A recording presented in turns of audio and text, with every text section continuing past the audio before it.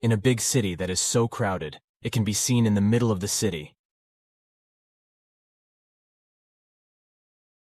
that there is a monster, a very large size, in the middle of the city. And this monster begins to destroy the sides of the city, causing destruction in several cities, and panicking the residents who are there, thus making residents run to save themselves respectively. And then, when the monster was destroying the city, suddenly there was a young man who was transfixed by the sight of the raging monster. He felt something strange in his hand, and suddenly, his whole body was in pain, like being struck by lightning, and then he saw purple particles that entered his body. And suddenly the young man screamed because he felt the pain so great that it made his body fall.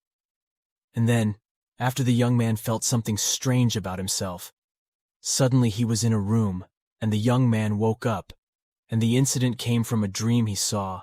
He was very confused about whether it had awakened his talent, and felt the dream as if something had awakened him. Then later, 100 years passed, and innumerable spatial rifts opened upon the surface of the earth.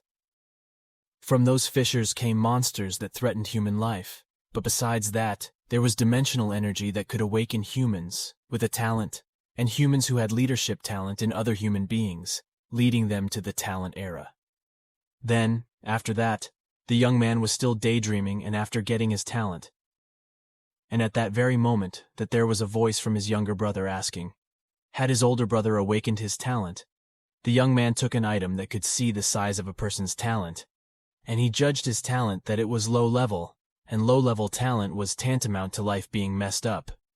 Then his brother came into the room, and he asked about his brother's talent, that it was good, and the young man had to answer. If his talent was good, and he would protect his sister in the future, then hearing that made his sister happy, and he had already guessed that his brother was indeed great.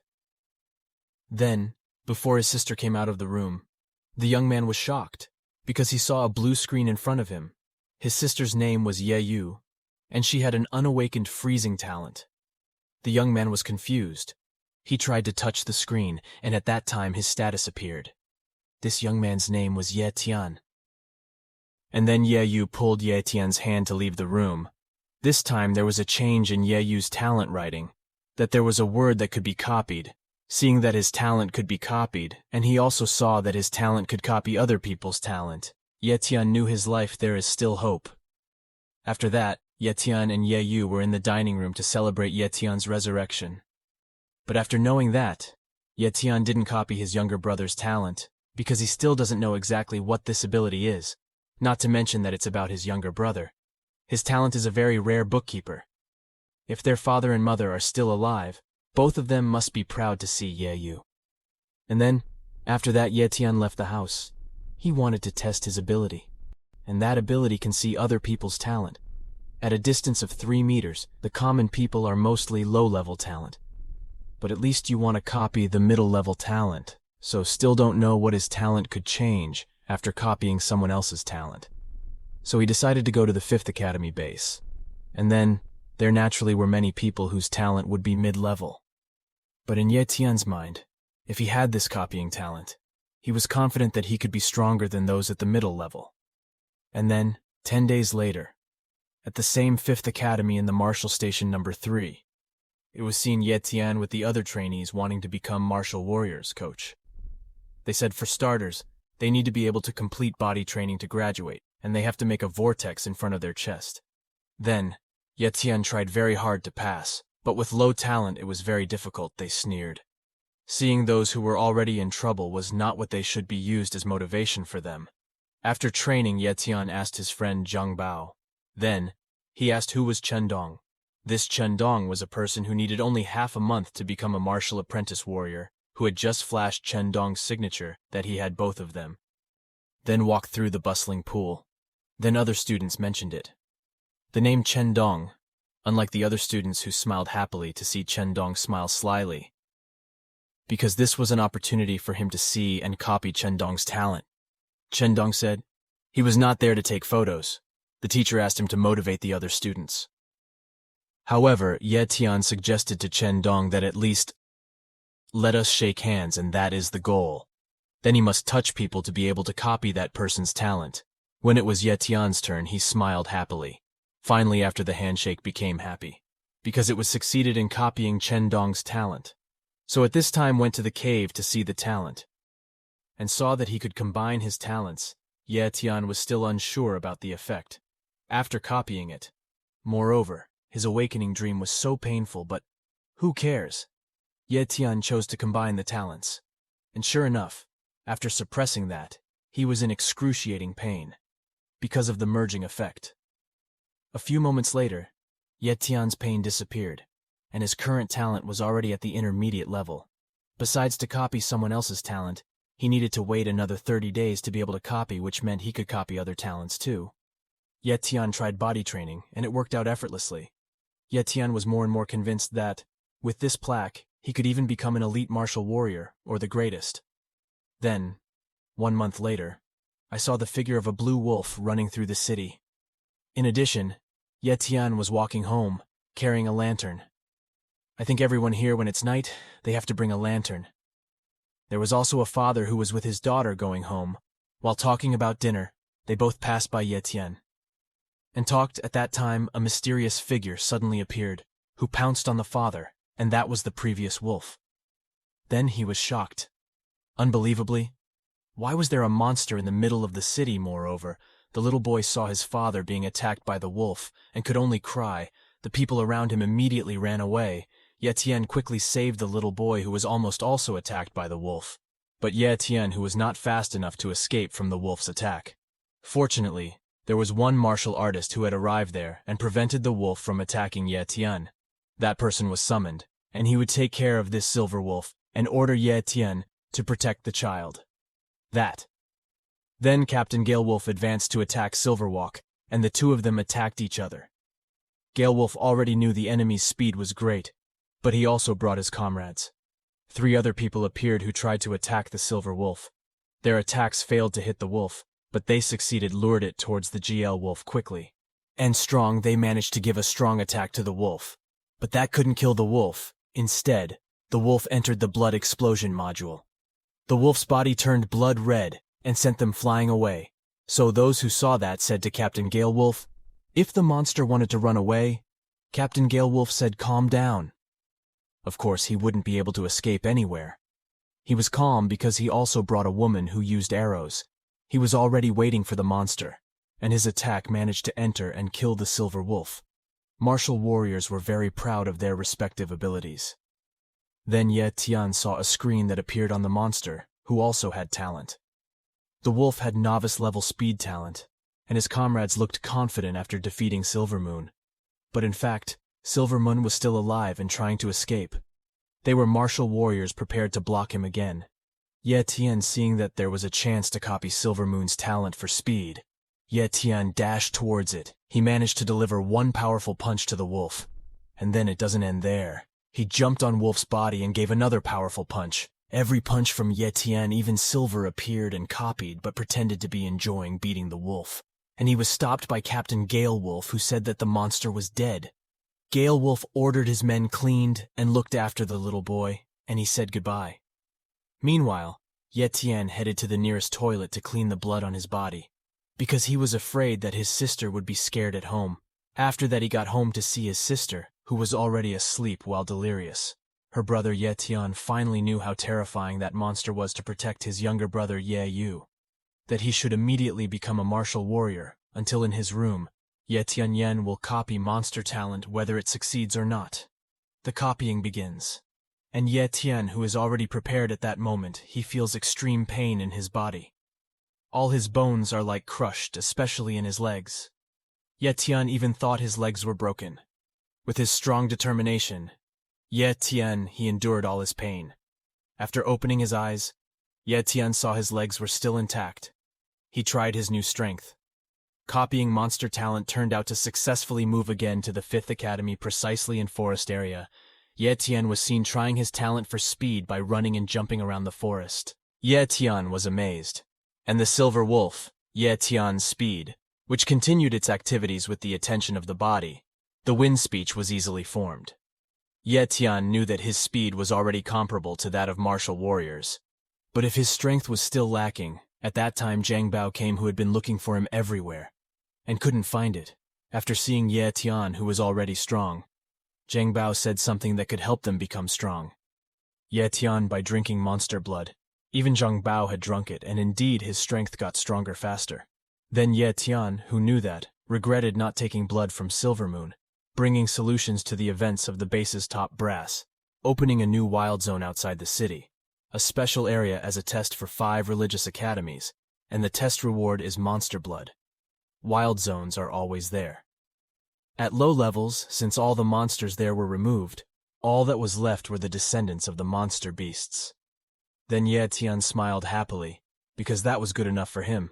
Zhang Bao, as his best friend, invited Ye Tian to join his team, but Ye Tian refused, and he promised that next time he would want to be invited to join Zhang Bao's team.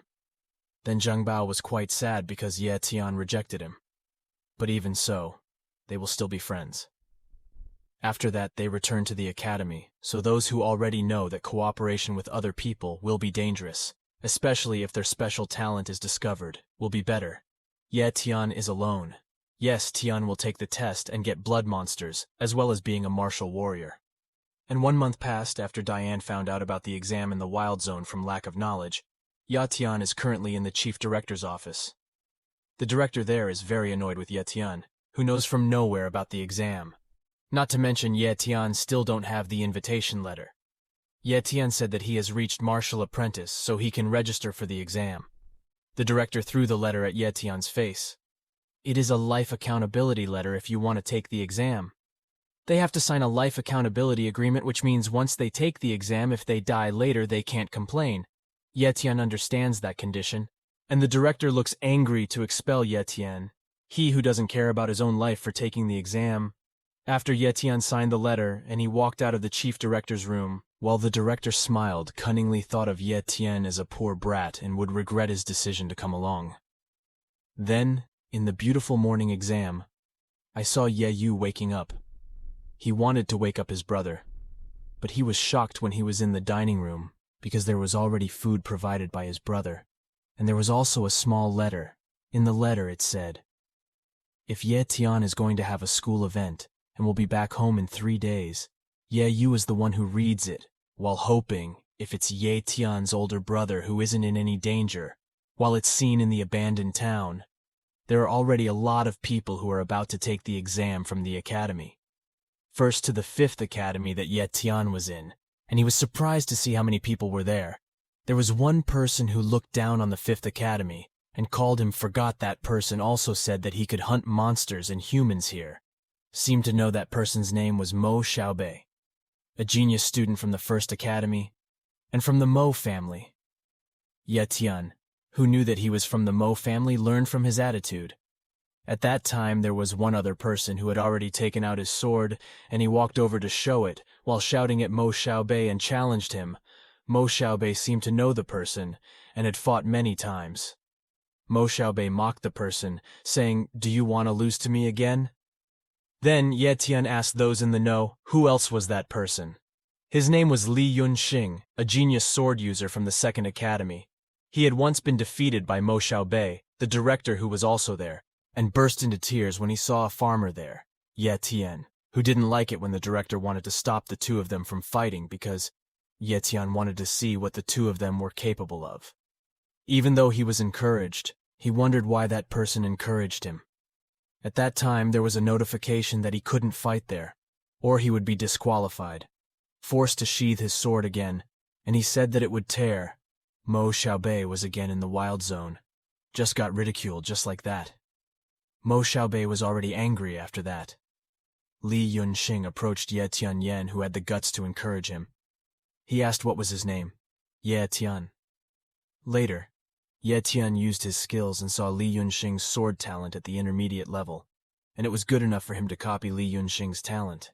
Ye Tian said, while shaking his hand, "Make sure you surpass Mo Xiaobei." In the Wild Zone trial, it was Li Yunxing who welcomed the handshake and wished Ye Tian to come out alive. Conditions have been fulfilled. Ye Tian, who has succeeded in copying Li Yunxing's sword talent, notices that the exam has started. The 1st academy will enter first. The participants from the 1st academy start to enter the Wild Zone, including Mo Xiaobei and his men. Meanwhile, Zhang Bao took his leave to go to his team. as well as Li Yunxing, who was about to return to his team since the second academy was also about to enter. Meanwhile, Ye Tian took the opportunity to go into the forest. As the fifth academy would be the last to enter, he had time to unify sword talent. Ye Tian started unification according to his hand sword talent, felt extreme pain, but Ye Tian was getting used to it, and with determination wanted to become strong. Then Ye Tian managed to restrain him. A few moments later, Ye Tian managed to unite his mid-level sword talent. He tried his sword talent with one slash of many trees that were cut. At this time, Ye Tian had three talents, speed talent, and also sword talent. With those three talents, Ye Tian, back to the entrance of the Wild Zone. It can be seen that there are already 4 academies that have entered the Wild Zone, and now it is the turn of the 5th academy to enter. All the participants from the 5th academy immediately enter the Wild Zone. But what will Ye Tian do? And then when he entered the Wild Zone, on his way, he met a big green snake that immediately attacked him. With his new sword talent, Ye Tian flew and slashed the snake's head. To get points, he had to bring evidence from the monster's body, so Ye Tian took Snake Eyes that far. The more monsters hunted, the higher the rank. And this is the prize that will be given. Ye Tian, who was currently looking for his prey, stopped because he heard something. He saw that a group was in danger, which turns out to be Zhang Bao's group. They were surrounded by wolves. The only thing left was Zhang Bao, who was still getting ready to stand up and try to defend against Wolf's attacks, seeing his friend in danger. Ye Tian used his bow to shoot the ground and hit the wolf until the front of the scapo, and he asked if I could take all the points from this monster. Zhang Bao, who didn't know Ye Tian's strength, gave him a warning to retreat immediately. Ye Tian Yen used the speed talent he got from the same wolf, and also his sword talent. Ye Tian, who quickly advanced, slashed all the wolves that were included in his scope of attack, saw how Ye Tian managed to kill all the monsters there. Zhang Bao was surprised and admired Ye Tian's strength. After defeating the wolf, Ye Tian offered if Zhang Bao wanted to take the item, but he refused because it already belonged to Ye Tian. Ye Tian returned to prepare to hunt, while Zhang Bao had given up. He was no longer able to continue, and this test was too dangerous. Especially at this time, his team members were seriously injured. Only Zhang Bao could take them out of the zone and survive before Ye Tian left. Zhang Bao told him that in this wild zone, there are pseudo-fruit beasts that must be careful. Zhang Bao heard the news that the first academy currently was encircling a 20-meter-long snake, and it was a pseudo-beast that was worth 500 points. Ye Tian was happy to hear that information. He asked, "Where is it located?" After knowing the location, which was in the southeast, Ye Tian immediately rushed there to get first place in the Wild Zone test. Zhang Bao could only wish Ye Tian to be fine and continue to be careful. Ye Tian was already on his way. He had stopped because, in the middle on his way, there were several dead people from the first academy. Further on, he saw a flame. Ye Tian rushing towards there, until there he saw that snake, which was half devil. It was really big, and was being surrounded by Mo Xiaobei's members. Then he ordered his men to continue to attack the snake, and will take 500 points. After giving continuous attacks, the other men said that this snake has run out of stamina, and now it was time to finish the snake. Mo Xiaobei was waiting for this moment. He jumped forward, stabbed his sword right above the snake's head. But the snake didn't die immediately. Its tail was flicked, throwing Mo Xiaobei's dirty body until it crashed into a building. Mo Xiaobei didn't look hurt. He instead laughed happily because the 500 points were already his. Ye Tian, who had come there, felt too late because he saw the snake. It was dead. Mo Xiaobei went back there. He was congratulated because he got 500 points. Mo Xiaobei was proud of himself because he deserved to be ranked first. But at that moment, there was an explosion. The snake's energy experienced a blood brush or blood explosion. Seeing that Mo Xiaobei was sure that the snake had entered Rana, so it was a beast. Its level was lower than monsters. Mo Xiaobei ordered his men to catch the snake, because now the reward had risen to 1,000, and his men chased the snake. That who is currently running away, he must kill him immediately, because at this time the snake is in a weak condition. Don't let anyone kill the snake first. Yes, Tian, who is over there, is happy. Not playing. He knows the snake is not dead, especially now he's already a monster. And if he kills him, Ye Tian Yen will get 1,000 points. He is currently in a good position. He uses his talent of speed to go straight to the place where the snake is hiding. Yes, Tian is heading to the location where the snake is running away. He was also not the first academy there. Ye Tian saw a snake slime leading to one building. Ye Tian was sure that the ruler must be hiding there. Then, he smiled as the 1,000 points were already in front of his eyes. Ye Tian was more and more convinced. Upon entering the place, a pungent smell of snakes entered his nose. At that moment he realized that there was a huge snake in front of him that was drinking strange drops of water, in on water that couldn't be ordinary dripping water. Ye Tian took his sword, so the one who immediately attacked, the snake was caught off guard. But he was shocked when he found out that the snake had a fast response. The snake managed to make Ye Tian throw his sword. Apart from Ye Tian's hand in the air, Ye Tian took his bow and shot the ground right, hitting the snake's 2 eyes to the ground. At that moment his sword was down. Surely Ye Tian's hand came back forward. The snake tried to stop Ye Tian's movement, but it was already too late. Ye Tian, who had already pierced his body, did not stop there. Ye Tian continued stabbing into the snake's chest until it split open, and Ye Tian managed to kill the snake monster. After defeating the snake, Ye Tian did not forget the snake's cold liquid. He took a bottle to fill the liquid after that. Ye Tian, take the viper's 2 eyeballs for proof. Get 1,000 points. Ye Tian has also prepared another bottle to be filled with the monster's blood for himself. Of course, the strange liquid bottle is already filled. Although Ye Tian doesn't know what liquid it is, Ye Tian decides to cut it into 2 active scales that produce the water. Anyone else who could besides himself, so who had gathered all the things for himself, so who packed up to quickly leave that place before the first demi-figure found him. A few moments later, the first academy group arrived at the place they had seen the corpse of the snake, which had lost 2 eyeballs, and also had its heart drained of blood. Mo Xiaobei was so angry to know that someone else had taken his prey. He was furious, and was about to destroy the person who took 1,000 points from him. Ye Tian had already managed to take 1,000 points even though Mo Xiaobei was already hunting. Mo Xiaobei was still around there. He was observing Mo Xiaobei's group who had just left the building. Mo Xiaobei's men asked what should be done now. With an angry and vengeful tone, Mo Xiaobei ordered his men to find out who stole his 1,000 points. He wasn't going to let this end just like that. Ye Tian, who had to stay hidden, started to move. Ye Tian will not stay hidden forever. The exam will end in 3 days, and in the points assessment at the end of the exam, they will know that it was Ye Tian who stole it, so Ye Tian will take advantage of the 3-day to cultivate and become stronger. Ye Tian is looking for a place to hide there. Ye Tian will use the monster method he got. He who has sat cross-legged, he immediately drank a bottle of monster blood. Ye Tian regretted not bringing peanuts. Because of the taste of the monster's blood was so bad, one steadfast did not make Ye Tian stop drinking. But considering his younger brother's life that must be protected, Ye Tian drank the monster's blood all over. Meanwhile, he was left by his older brother, but he was still diligent at school and kept thinking about his older brother, hoping he is well after Ye Tian drank 1 bottle. Ye Tian's cultivation speed has quadrupled. Ye Tian already understands why other people like monster blood. But in Ye Tian's bag there is still a lot of monster blood, and he will use it for 3 days. Participants who returned to the camp to assess their hunted results, including Li Yunxing, scored 195 points, which was quite high compared to other people's points. At that time came Mo Xiaobei mocked Li Yunxing because his value was only 195 points. He was against the bag containing his hunted results to the appraisal counter. And after that, he continued to mock him. In his bag he took out all the results, and to the surprise of many people, because the result was 427 points, Yun Xing accuses Mo Xiaobei of stealing other people's property.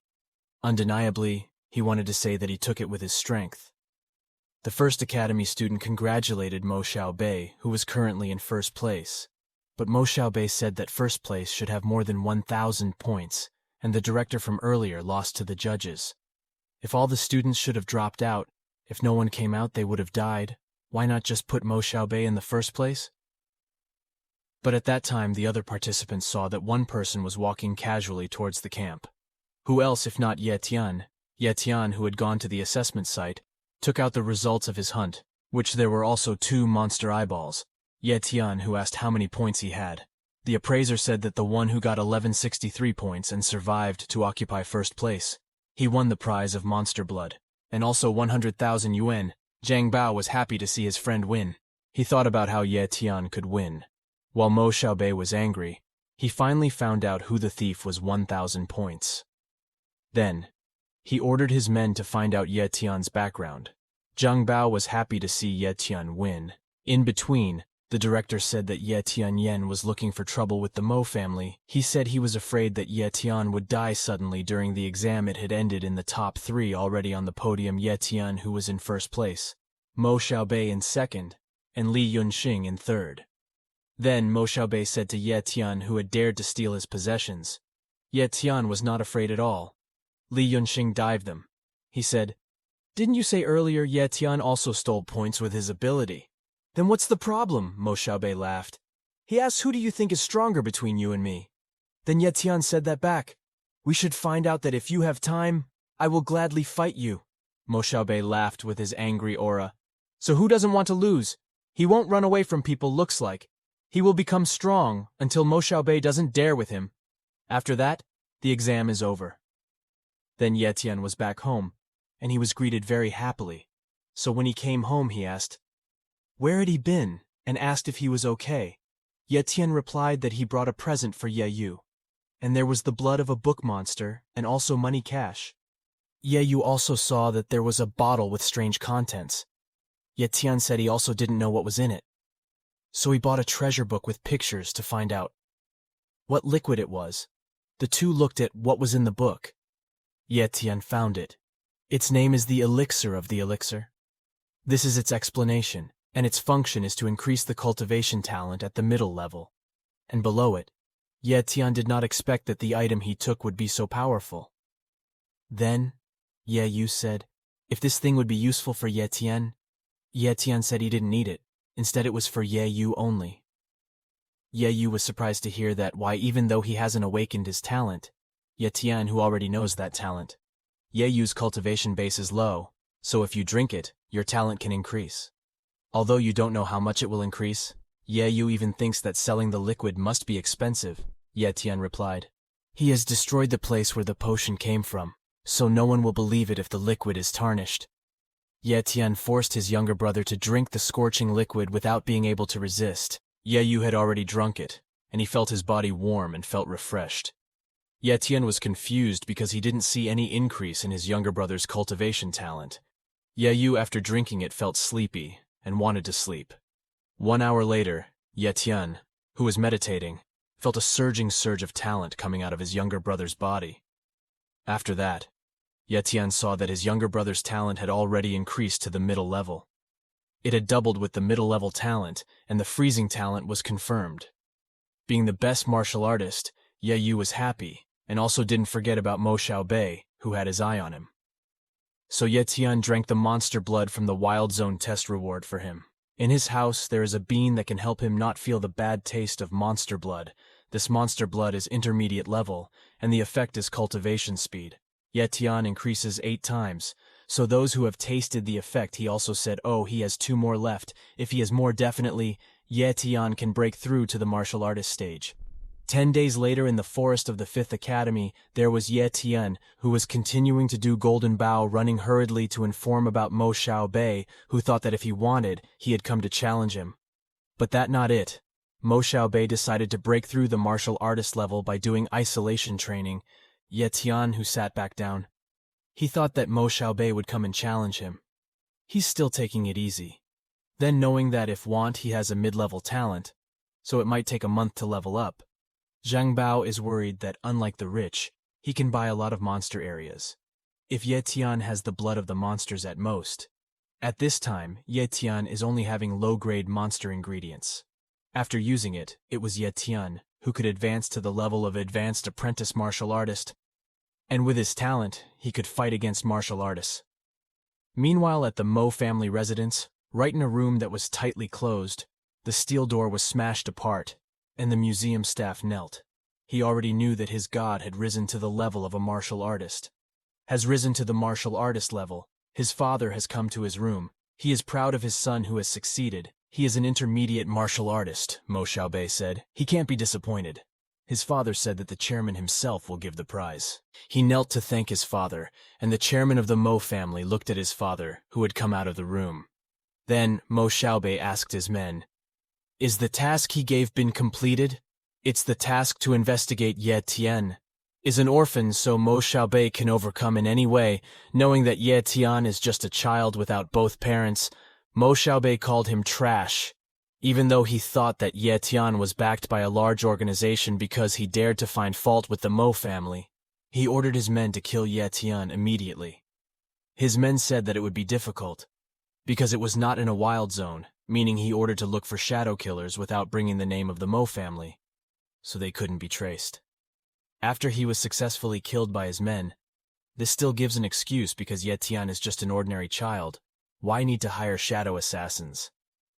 In the High Line, there is a family solution that can last a long time, and the rest will become slaves. This is because every time there is a miracle between them, a big family appears would destroy him from the start. The point being that the museum didn't want a prodigy like Ye Tian to appear, who didn't come from a big family and wanted to kill him immediately. Likewise, the Fifth Academy Yang is not to nurture talent, but to be preyed upon by the strong. Meanwhile, in the Academy Forest, Ye Tian Yen saw Ye Tian Yen, who was diligently practicing using the talent he had. He paused to look up at the sky, which was about to rain, so he decided to go home. However, on the way home it was already raining. An attack from above, he swiftly used his sword to block Li Chun's attack. Ye Tian was pushed back, and he asked, "Who are you?" Li Chun's figure appeared in the darkness, carrying a large red sword. He replied, "I'm the one who will finish you off." Hearing that Ye Tian thought that he was sent by Mo Xiaobei to kill him. But why? Isn't Mo Xiaobei already a martial artist? Why is there a need for underhanded methods like this without a preamble? Li Chun flew up and launched one strike. Ye Tian with an attitude blocked Li Chun's quick attack, and after that, Li Chun disappeared. Ye Tian concluded that Li Chun's talent could make the user invisible. Li Chun appeared from behind. Ye Tian, who traveled quickly, managed to avoid him. Li Chun was confused with Ye Tian, who was still an apprentice martial soldier, can be very agile. Then Ye Tian, "Now it's my turn." From above Ye Tian, who had already jumped to attack him, Li Chun was very surprised that Ye Tian was already in front of him, but thanks to his shadow talent, he was able to reduce the attack, although it still bounced back, realizing that Li Chun disappeared again. This talent is very difficult to deal with, but because Ye Tian has a talent that can see other people's talents, he can track where Li Chun is. Ye Tian's strong attack was directed upwards, which turns out Li Chun was there and received Ye Tian's attack. Li Chun was heavily injured. He was confused. Even elite martial warriors had a hard time fighting against it. But this Ye Tian easily found him. dAnime approached him. He said, "If you want to know how I do it, tell me who sent you." Li Chun, without advancing, pointed his sword in front of Ye Tian.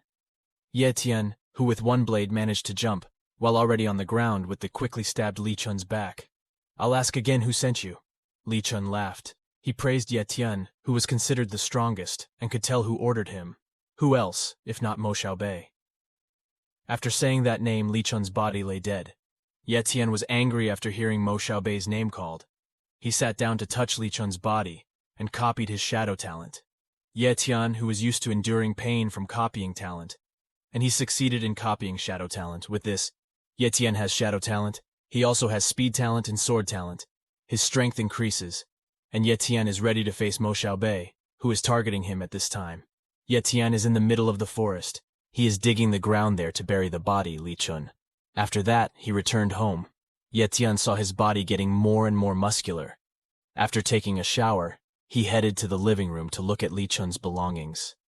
Then, Ye Tian took Li Chun's 2 twin swords, 1 book, and a large amount of money. Happy to know that Li Chun had a lot of money, Ye Tian saw the book titled 1 Green Copper Level Sword Technique Sword. Ye Tian was happy again because, with books and his new sword, he was able to release the power of his sword talent. Ye Tian, who was excited. He immediately entered his room to cultivate, and the weather outside was pouring rain with lightning continuously flashing before Ye Tian's cultivator, who remembered that Ye Yu had not come home either. Then, Ye Tian panicked, because previously Mo Xiaobei had sent assassins to kill him. and it could be that Ye Yu was also his target. So those who quickly left the house and looked for Ye Yu's whereabouts, headed to Ye Yu's school, hoped Ye would be fine. So that calmed down a little if Ye Yu is at school. Because this is an ordinary school, it will be difficult to kill ordinary people in the school environment. Ordinary people when they are looking for their sister's whereabouts. There is a voice behind them, telling them not to move.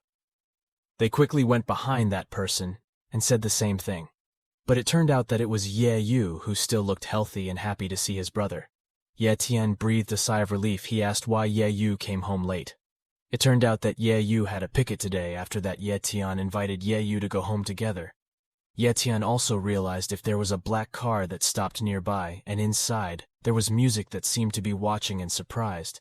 Why was Ye Tian still alive until he got home? Ye Yu told his brother to eat quickly. But yes, he kept looking out of the house and saw a car coming. Just keep watching them, and currently around their house. And that's for 3 days straight. Ye Tian is watching his younger brother, and the lever to keep watching his sister. Seeing the car watching his sister go, Ye Tian follows him to the construction site. He too saw Mo Xiaobei's men enter the building. And inside the building, we see Mo Xiaobei and his men beating up a person who seems unable to pay off his debt. He explains that the money is very valuable, and the person who owes it keeps begging to be given time to find money. At that time, your men join Ye Tian, who had used the shadow talent inexplicably mastered it. Mo Xiaobei inquired about the news of the shadow killer, but the answer was no news, and he could not be contacted. His subordinates will ask someone else to contact him. Ye Tian, who heard that, already thought that the one who sent the person from the start was already emotional. Plus, there was no news of the shadow assassin, making him even angrier. He kicked the person who owed the debt continuously until the person died, and he nonchalantly ordered the person to be thrown away. He also asked what about his sister. Ye Tian, what method will he use to kill him? His men said. Originally he was going to leave it to others, but now he will do it himself. Well done. Ye Tian, who was on top, already took out the ancient weapon taken from Li Chun. Ye Tian jumped up and very quickly. Ye Tian's only slash had succeeded in separating Mo Xiaobei's head. Then his body saw that his young master died easily. They looked for who killed him, and at that time Ye Tian appeared, with 2 swords in his hand. Mo Xiaobei's men thought it was Li Chun's assassin, but finally he knew that it was Ye Tian, and he was confused, as why did Ye Tian Yen have the talent for shadows? So smiling sadistically, he took a deep breath, as if he didn't want to hear ocean from that person. Ye Tian came forward and slashed that person's body to death. Then the other men fled. Ye Tian was heavy on his sword with a handkerchief that he also took from Li Chun. With the handkerchief written dark, Ye Tian said he was not a cattle that would just keep quiet when he was about to be killed, and blame yourself had chosen the wrong target. After that he left that place. An hour later at the same place came the Mo family led by Moen. He was very angry to see his favorite child was dead. One of the people there found a handkerchief left behind. Ye Tian thinks that Mo Xiaobei was killed by a shadow killer. And that's when Elder Mo comes. His full name is Grandfather King. He is an advanced martial artist. The leader wants to come with a gripping aura and begs to crawl and say, pitiful. Elder Mo confirmed that not to mention that Mo Xiaobei in his mind could reach the veteran martial artist level. He begged for revenge Mo An to give him the handkerchief found there. Elder Mo knew that this was the work of a shadow assassin. Then, he saw the handkerchief illuminated by the moonlight art, and on it was the Iron Fang emblem.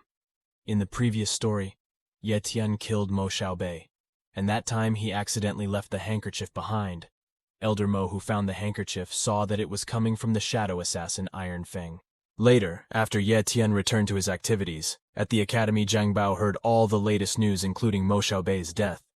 He also knew that the Iron Fang base was stronger compared to the base in Linhai. Chairman Mo suspected that there was a base in Linhai that secretly in coalition with Iron Fang base, and they planned to kill the elites of the younger generation and then swallow up Linhai base. Zhang Bao even knew that Mo Xiaobei had been killed. Someone Ye Tian, who breathed a sigh of relief because he was not suspected. Zhang Bao said that Ye Tian was lucky because Mo Xiaobei is dead. because previously Ye Tian was looking for trouble with Mo Xiaobei. And in Ye Tian's mind, he had deliberately left a handkerchief inscribed with that shadow so that the Mo family would not suspect him. In the end, it was his intention. But even crazier, Elder Mo found the symbol of the Iron Fang base. Did Ye Tian accidentally discover the secret scheme of Iron Fang, or could he be deliberately trying to stir up conflict between the two bases? The next day at 4 in the morning, Ye Tian was seen awake. He was getting ready to leave, until at the door, there was Ye Yu, who woke up and asked his brother, where was he going? Ye Tian said he would practice in the wild zone. Ye Tian had to increase his strength. He was very worried because Ye Tian had just returned from the wild zone. In the previous exam, especially this time, he would be the one going alone. Ye Tian was the one who said, "Don't worry. Wait for him to be at home quietly." Ye Yu hugged his brother from behind and said to hurry up a return. After saying goodbye to Ye Yu, so it has arrived in the wild zone with Badlands terrain, Ye Tian found a utopia. According to rumors, there are high-level monsters in that area. But Ye Tian's current strength, he can only sneak in the outside area and hunt monsters at a low level. Ye Tian, who was impatient to reach the martial artist level. And then at that time he felt an earthquake. But it was not an ordinary earthquake. It was because there was a fighting monster. The bull beast was punching a huge snake. Its name is an armored ox. It has defensive talent. Ye Tian is happy to see that talent. But he realized that the ox was looking at him. The ox ran towards where Ye Tian was standing. Ye Tian, who put down his bag, flew towards the front of the ox. While taking out his two ancient swords, Ye Tian's attack was successfully blocked by the presence of healthy shields all over his body. The ox's scream made him thrown away, but he was happy to find a very good talent. Ye Tian, who planned to take it. Ye Tian advanced with his speed. He headed towards on intending to stab the ox's eyes. Ye Tian attacked him, but still his attack was blocked, not even breaking through the ox's defense.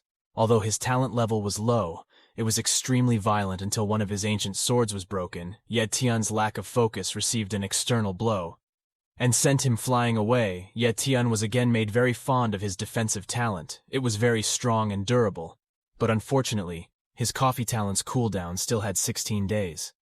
Ye Tian, who already knew the strength of the armored ox he could win if found too weak of the ox's defense and attack it secretly. Ye Tian uses the talent of the shadow so that the ox doesn't know. Ye Tian constantly attacks the ox's defense to find its weakness. Even though it is continuously attacked, the ox doesn't realize where Ye Tian is when this is Ye Tian. It's already down. He is confused. Where exactly is the ox's weakness until he finds a shield point? The ox, which is very thin, is right on the buttocks without waiting long.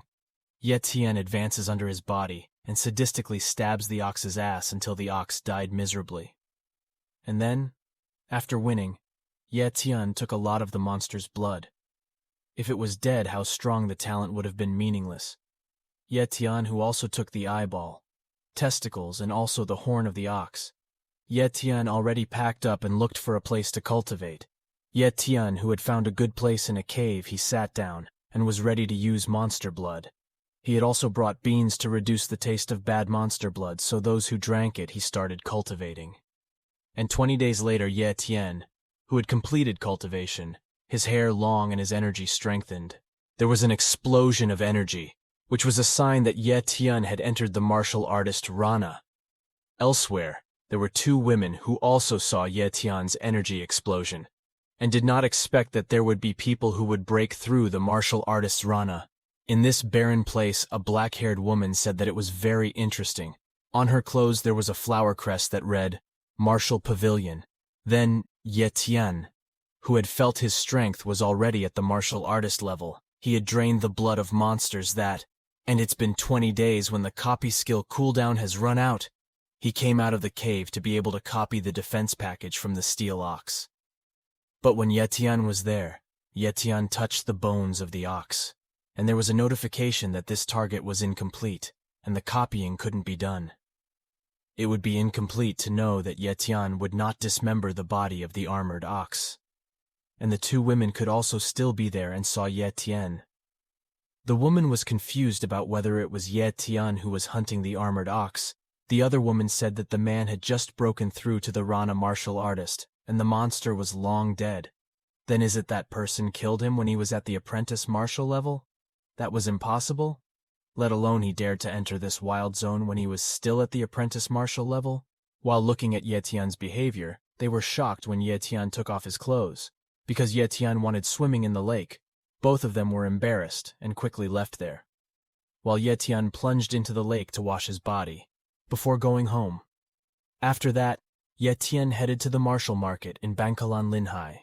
Ye Tian, who was already there in front of the biggest shop in the market, and coincidentally had the same flower emblem as the previous martial pavilion's lady, Ye Tian decided to enter the place. While walking towards there, he bumped into two women, before being the very shocked one, and turning his head, he saw the woman's face, which was very similar to Ye Yu, until he accidentally called the woman. Both of them were confused.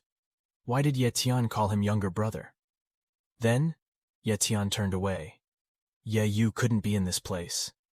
Ye Tian saw the woman's status. Her name was Yuling Talent.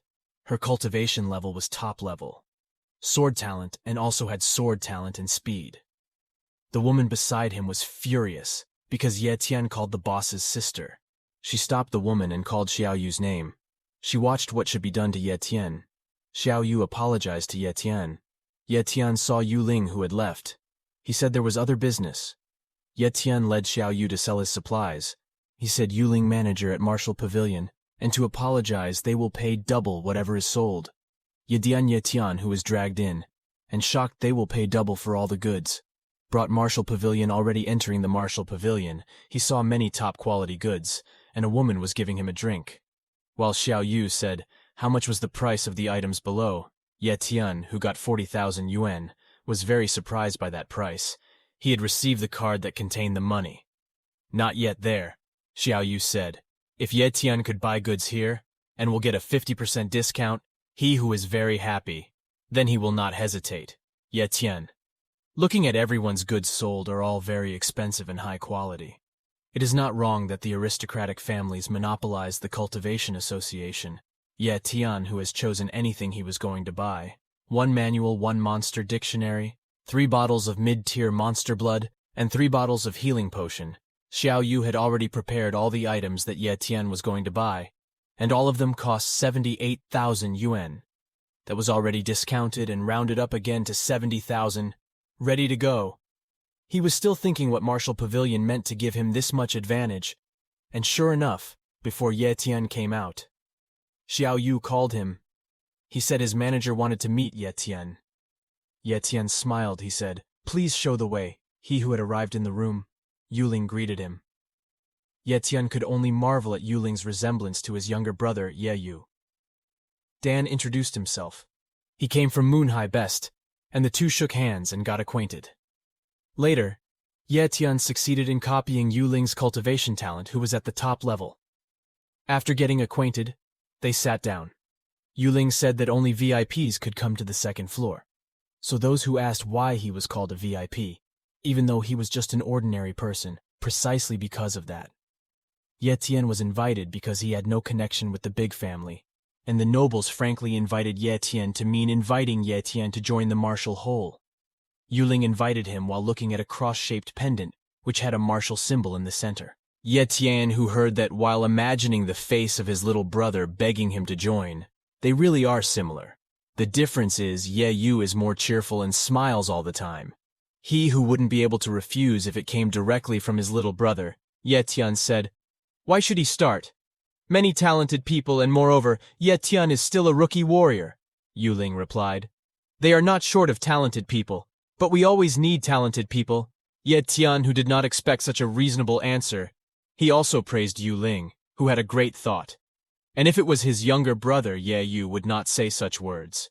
Seeing Ye Tian, who was still hesitating, Xiao Yu tried to persuade him. Likewise with Yuling, who asked, what made Ye Tian, who hesitated? This was indeed good opportunity. But if he joins, he will bond with them, especially if they find out about Ye Tian's abilities. He could die. Ye Tian replied, he is not sure. Take the rumors of the Iron Fang invasion. It will be chaotic and fighting against each other. Ye Tian finally has a quiet life, and he doesn't want to be like them or serve people like them. He asked if I was like them. Ye Tian, who then asked, is it different from them, Yuling? Got it, he said to Ye Tian could pay attention to it. A while and no need to answer him. Now Ye Tian only saw Yuling. Ye Tian has already come out of the material pavilion. He thought about what talent is when people first get talent. Do they still remember their duty? Isn't it their job to protect society? But why are they scaring others?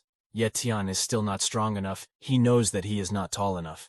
Ye Tian must continue to get stronger. He suppressed yes to combine the high-level cultivation talent he got from Yuling to become strong and defend yourself and stand on a higher place.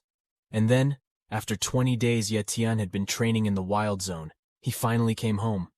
Ye Yu was very happy to see his brother had come home. He immediately hugged his brother and saw a change in Ye Tian's body, which was getting fitter as he walked. Ye Tian said, "Of course your brother is a warrior." Hearing that, Ye Yu was very happy that finally the Yi family had a warrior, very different from Yuling. His face was similar, but his behavior was very different. Ye Tian sat in his heart. He said, "Stupid. Just wait for Ye Yu's talent to rise. He must also become a warrior." Ye Tian will also look for treasure to help improve skills. Ye Yu sees his brother's messy hair. Ye Yu takes a pair of scissors and is about to cut his hair like a bum. Ye Yu starts to cut his brother's hair. Only Ye Yu can cut Ye Tian's hairstyle. Ye Tian sank into his past. After their parents died, only Ye Yu helped him to cut his hair. Then you can see Ye Tian and Ye Yu's past. At that time, Ye Tian, who looked injured, either had been knocked over or fell, but seemed to have been fighting, so the one who had a wound on his right cheek, and also a wound on the back of his head. Ye Yu cried seeing his injured brother, and asked why they didn't just go to the hospital. Ye Tian, who is an older brother, said, "This is just a small wound. He wants his younger brother to cut it next as well." Covering the wound on the back of his head while crying, Ye Yu said, if only his brother had the ability Turritopsis nutricula. Did Ye Yu ever tell children's stories to Ye Tian? Turritopsis nutricula has the ability to heal itself after being injured. After a while they must have recovered. Ye Tian thought it was just a child's story. Why should believe that story? Ye Yu, who was still a child, believed that the story was genuine.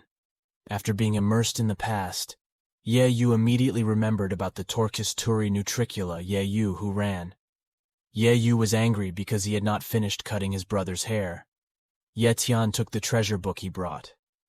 Previously, he searched about the monster Turritopsis nutricula and its location in the Dead Sea. Ye Tian, who already has the copy skill, wants that ability, so that Ye Yu won't worry about him anymore.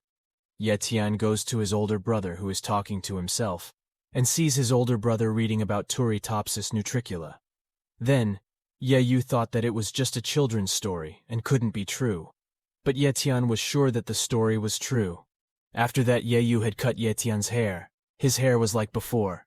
Ye Tian wanted to cultivate. There were several stages of training at the level beginner warrior. Ye Tian, who can forge his skin, in intermediate warrior, he can forge muscles next. Advanced warrior, he can forge cross-legged bones. He prepares to goldify him.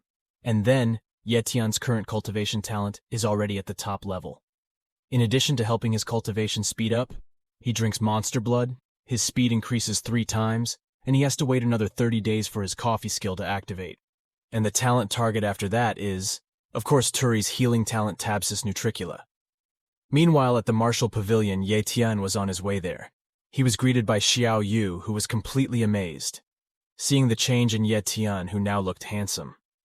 If Ye Tian Yen came here, it would have been 30 days. Ye Tian was not there to meet Yuling. He wanted to buy something, so those who wanted to buy the Dead Sea map for him. Martial Pavilion belonged to Xiao Yu took the map and gave it to Ye Tian. 1 plot costs Arpin 10,000. After getting it, just leave. Xiao Yu, who saw that, was sure that Ye Tian would want to loot there, but said Yuling that place has many wild beasts, and rarely warriors come out alive. Ye Tian went straight to the Dead Sea, and now he has arrived there. The place is very terrible. Many buildings have been destroyed and uninhabited. When looking at the area, that he was surprised by the appearance of a large whirlpool out of nowhere. Then, Ye Tian used his shadow talent to observe the situation from afar. From the vortex appeared a mysterious ball inside. There were 2 people. "There is Yuling, the old man." The old man said that it was too late. At least Yuling had to get out of here. And congratulations. At that time, a gigantic monster appeared that was ready to devour both of them. Fortunately, Both of them managed to avoid being eaten alive. What attacked them was a wild animal. The upper levels are shaped like water dragons. So who was surprised to see the appearance of a top-level beast? Old Man. The old man pushed Yuling away, and he was about to hold the beast down as it walked away, and was forced to run away from the old man. Then, because another beast appeared that looked like the crocodile Ye Tian, who saw that wanted to go there and save Yuling. Yuling avoided being bitten by the crocodile. He used a secret art, exuded a pink aura and cherry blossoms. Whether or not he also took out his sword, and his hair changed to pink, Yuling was quickly on top of the crocodile and slashed its body. Ye Tian, who saw that, was very amazed, with a secret art that he didn't know what exactly it was. Originally, Ye Tian wanted to help, but he was too stupid to hunt those crocodiles. Many crocodiles appeared, but it was useless. Yuling could cut their bodies so young. Yuling was already at the peak of the warrior elite, especially now that Yuling was using his secret art, and his strength had risen to the level of a great. Meanwhile, the old man who was with Yuling could not escape from the water dragon's attack that kept him from chasing Yuling. He told Yuling to just leave him, because the object that Yuling brought was more important than what he had said before. Yuling brought 10 more people, and they were all dead under the water. Yuling was crying, and he was forced to flee, leaving his friend, Ye Tian, who heard that, was curious about the treasure. What did Yuling bring to the point of sacrificing 10 people? The secret art was used up. He could no longer move and fell down. Ye Tian also carried Yuling's body, looking for a cave to hide in. Ye Tian immediately left as soon as he got Yuling's approval. After that, Ye Tian managed to take Yuling away. Real or fake, he rubbed it and found it was a real mole. Then, a few hours after Yuling woke up, he saw Ye Tian and thanked him for helping him. In his heart he was amazed, seeing Ye Tian, who dared to come here alone, and had to make Ye Tian join the martial pavilion. Yuling took out a crystal that shone brightly, making Ye Tian shocked and dazzling. That crystal, called a lightstone, which could store light within it. Ye Tian, who returned, was shocked when he saw Yuling took out a bottle from his hand. Then, Yuling said he would explain after drinking and recovering his body. So those who were confused about how Yuling took the bottle, even though he didn't have spatial talent. After Puli ordered Ye Tian to stand up, Ye Tian wanted to know how to get that thing out. Yuling demonstrated it in his right hand. There is a mysterious pouch, and his left hand is a treasure box. The treasure box can fit into a pocket that is smaller in size. It is not a space talent, but a space item. Yuling did not forget to coax Ye Tian, who joined the martial pavilion, and will teach it to Ye Tian. But Ye Tian refused. Yuling was very annoyed with Ye Tian, who rejected him twice. According to Ye Tian, that after he imitated the spatial talent and recovery talent, they would be of no use anymore. Ye Tian was tired while lying down. He was thinking about future plans, because Yuling, who messed up in the Dead Sea conditions there, are no longer peaceful. And then, unknowingly, Ye Tian, who fell asleep and woke up in the morning, he also didn't see Yuling there. All he saw was a camera inside, was an intermediate-level energy placement technique. Also 10 monster blood and 10 gold cards with a value of 1 million. Whether it's a sign of gratitude or missing something important, this is enough for Ye Tian. Without waiting for Ye Tian to drink the monster's blood, he changed his plan. Ye Tian had to enter the realm of the elite warrior, and then look for Turritopsis nutrigula. 4 months later, Ye Tian cultivated relentlessly until his hair grew back. And finally, Ye Tian, who had already become the elite warrior Ye Tian, felt how his body was getting stronger and bigger. Ye Tian packed up, and now it was time for the hunt. And then, on the way, Ye Tian also saw the tombs of 11 people that Yuling had definitely made. Ye Tian also saw that there was an umbrella that Yuling's group used before. He tried it, out of curiosity as to its function, what turned out to be water protection. Thanks to that Ye Tian, which is like in a bubble and can fly with it, Ye Tian can easily dive. Ye Tian dives directly into the Dead Sea and to find its prey. When in the water, Ye Tian uses the talent of shadow so as not to be targeted by wild animals. There and when there was one screen that appeared, its name was Tiger Clovis, which turned out to be the same beast that attacked Yuling's group. But fortunately, Ye Tian uses shadow talent, otherwise he can be caught and eaten. Ye Tian, who has dived even deeper, and reached the deepest part of him looking for the whereabouts of his prey, until he was surprised that tentacles were attacking him. Ye Tian's status screen was Turi Top Cheese Nutricula. With top-level healing talent, Tian took out his sword to attack. The octopus cut off one of his pentacles, but with top-level healing talent, his body immediately poly when there was another attack. Ye Tian resisted it and touched the body directly, and successfully copied the healing talent. But as a result, the one who was pushed at that time appeared a poison attack that hit his hand. The umbrella also could no longer be used. Ye Tian was very surprised to see the number of status screens that appeared. It was all the tricules who thought that only one came. In fact, it was a group. Ye Tian who already copied his talent, and now it's time for him to run. Then Ye Tian made it to the surface of the water, but the monsters still attacked and didn't give up. Ye Tian who jumped into the sky and used his talent of speed. He managed to escape. Ye Tian breathed a sigh of relief. He had managed to run, and had even copied top-level healing talent. Ye Tian pressed yes to copy it, and the effect was that his body experienced pain from copying talent.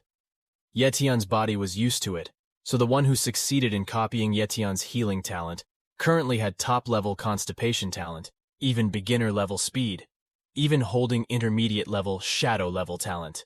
Beginner and advanced recovery talent. Ye Tian tried out his new talent. The wound on his hand that was previously poisoned instantly healed. Ye Tian also tried to punch the wall continuously, and it was without the slightest injury, but so it is known that all he has copied is support talent. If you want to fight with a strong enemy, Ye Tian must copy attack-type talent. After that, Ye Tian is all ready. When he came home, he was sitting looking at a book about beasts, while Ye Yu was cutting his hair. In the book, there was one beast that interested him: divine power. Low-level animals are known for their strength. If you are in a group of great warriors, you can't even survive. Then Ye Tian decided it would be his choice. Ye Tian headed for Death Pavilion. He met with Xiao Yu, saying that he needed a full body of divine power. Unfortunately, Martial Pavilion didn't have, but they had information. Where could Ye Tian get it? Said Xiao Yu. Line Hibis is prepared to trade willingly, medium. These two bases have a large collection of animals, including divine power. The medium-scale base must be Iron Fang, which is 100 kilometers away from Lin Hibis. The previous rumors of the Mo family being attacked by Iron Fang have been resolved peacefully. Later, Iron Fang reached an agreement with the Lin family, through the Mo family as an intermediary to open a trade route, gave him a card. That was the actual participation badge given to Yu Ling. But the Martial Pavilion's base was huge. Lindan Mo's family was not on the same level as Martial Pavilion, so the plan was for Ye Tian only, because with that, he could join the trade route clearing operation. After obtaining the badge, Ye Tian would be happy. And then, after that in the Lin family headquarters, there were already many warriors who would join the operation. There were more than 100 people, including Ye Tian, who was ready with all his weapons. At that time, Lin Mingzi appeared. He welcomed everyone who would take part in the cleansing of beasts. Beside him there was a chairman, and he was just like Mo Xiaobei. Ye Tian smiled slyly, because he couldn't wait for what happened next. Ye Tian participated in the operation to clear the trade routes of the Lin family and the Mo family. The head of the Lin family, named Lin Mingzi, welcomed arrival of all the martial artists who would follow him. He began to talk about business. But Linha is too small. Limited resources are difficult to meet the needs of everyone in Linha. So the family wants to trade on a medium-scale basis, and the operation this time is very important. Although the risk is very big, the loot from the operation will also be greater than hunting. Usually, all the soldiers were happy to hear that. Ye Tian, who saw the crowd of soldiers, he saw Captain Gale Wolf, who participated in the operation. Whether he still remembered Ye Tian or not, to make the soldiers excited again, Lin Mingzi said, "If all the loot warriors get this operation will belong to the soldiers themselves, not to mention that the Lin family will prepare additional rewards for the warrior level will get 20 mid-level animal blood, and 2 million money for elite warriors, get 3 top-level blood, and 10 million money. So hurry up and register, and all of you will benefit from this hunt." All the warriors rush to register. They head to a large rock, which is said to be able to check their strength level. If a soldier touches the rock, it will detect their fighting ability. Ye Tian says, if what Yu Ling said was right, about not having to cooperate with the big families, let alone the Mo family, Ye Tian, who is currently at the warrior elite level, so he wants to restrain his strength. so as not to cause trouble. Ye Tian already in front of the rock, he put his hand and suppressed all of its strength, until the stone only detected Ye Tian's strength as a top-tier warrior. Then he was very amazed to see that there was a youngster who was at the top level. Likewise, the other warriors praised. Ye Tian was troubled. Even though he had already won his cultivation level, he was still the center of attention of many people in the Gale Wolf group. They also praised Ye Tian, who was still young, but already at the top-level warrior. One of his friends suggested to invite Ye Tian into the Gale Wolf team. And coincidentally, Ye Tian headed to their place.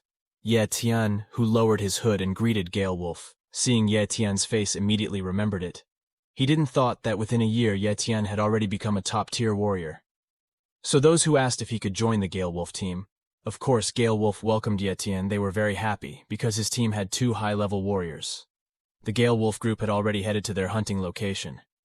According to the map here, there were several lower-level beasts.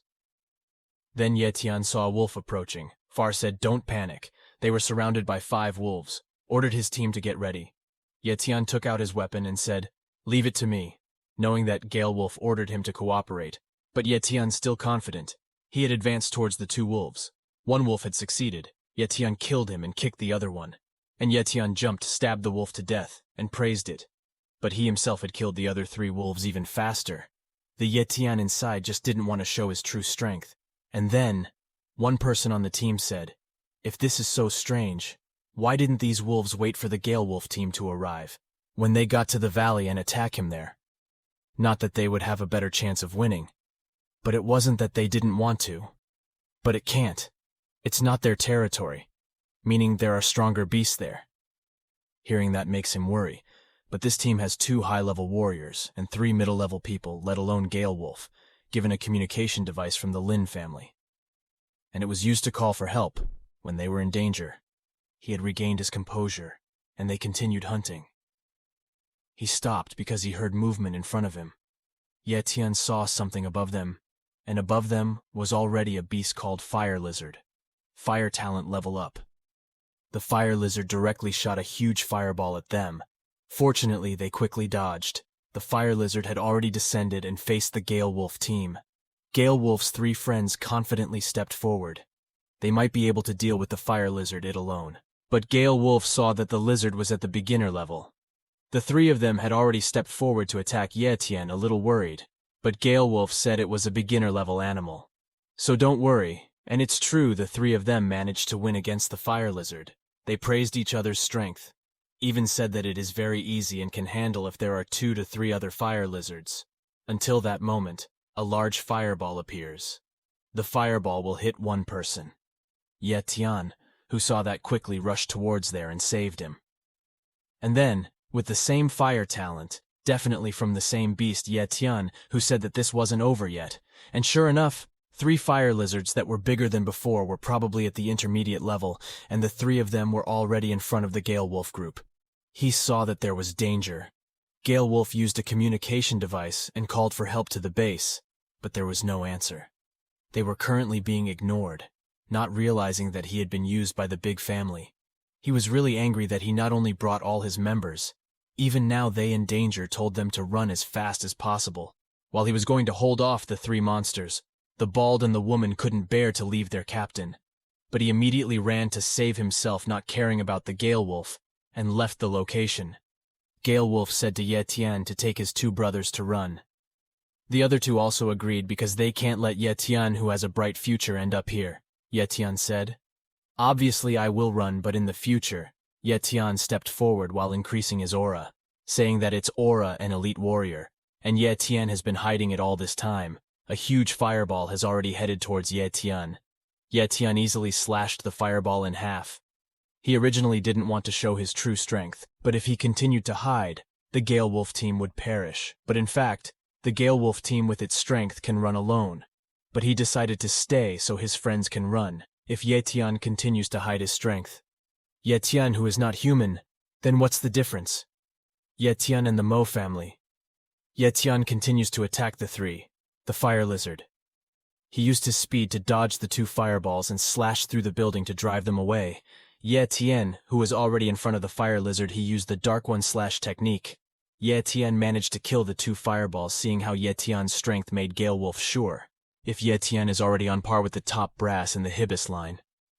Meanwhile, at the place where the person was running away, he was caught by 3 wolves and asked for help. But don't mind him. He wanted to be safe, but instead ran alone. After defeating the fire lizard Ye Tian, who asked what he was going to do after this. Do you want to follow me or stop here? Then he decided to go along with Ye Tian. A few moments later, the Gale Wolf group was in a safe place. They rested and tended to each other's wounds. The Gale Wolf thanked Ye Tian for bringing them to a safe place. Ye Tian said that he will continue and order the 3 to stay there, or go ahead, not doubting Ye Tian's strength. But he is still worried that Ye Tian will go alone. But Ye Tian said, don't worry and go alone first. He can stop his 2 friends. He knew that if they followed Ye Tian, they would only become a burden to him. Ye Tian, who himself had walked back to return to the place of the fire lizards before meeting the big family and others. Ye Tian had to test his healing ability and confirm how strong it was. Ye Tian continued his way until he headed to the nest of the fire lizards. He felt vibrations on Ye Tian's feet, who immediately jumped up to avoid something that appeared. But he didn't have time, and got hit by the monster. Ye Tian refocused. He stepped forward, while dodging the attack of the big hand. Ye Tian already saw the shape of the monster. It was big and had big horns too. Already found his rival, Ye Tian, who was happy because he could get a worthy opponent. At that time, the monster shot a fireball. Ye Tian, who couldn't dodge, and only received the fireball, the explosion made it visible to the Gale Wolf group from afar. They were worried about the situation. Ye Tian, over there. Ye Tian is still healthy, but he has already turned to ashes.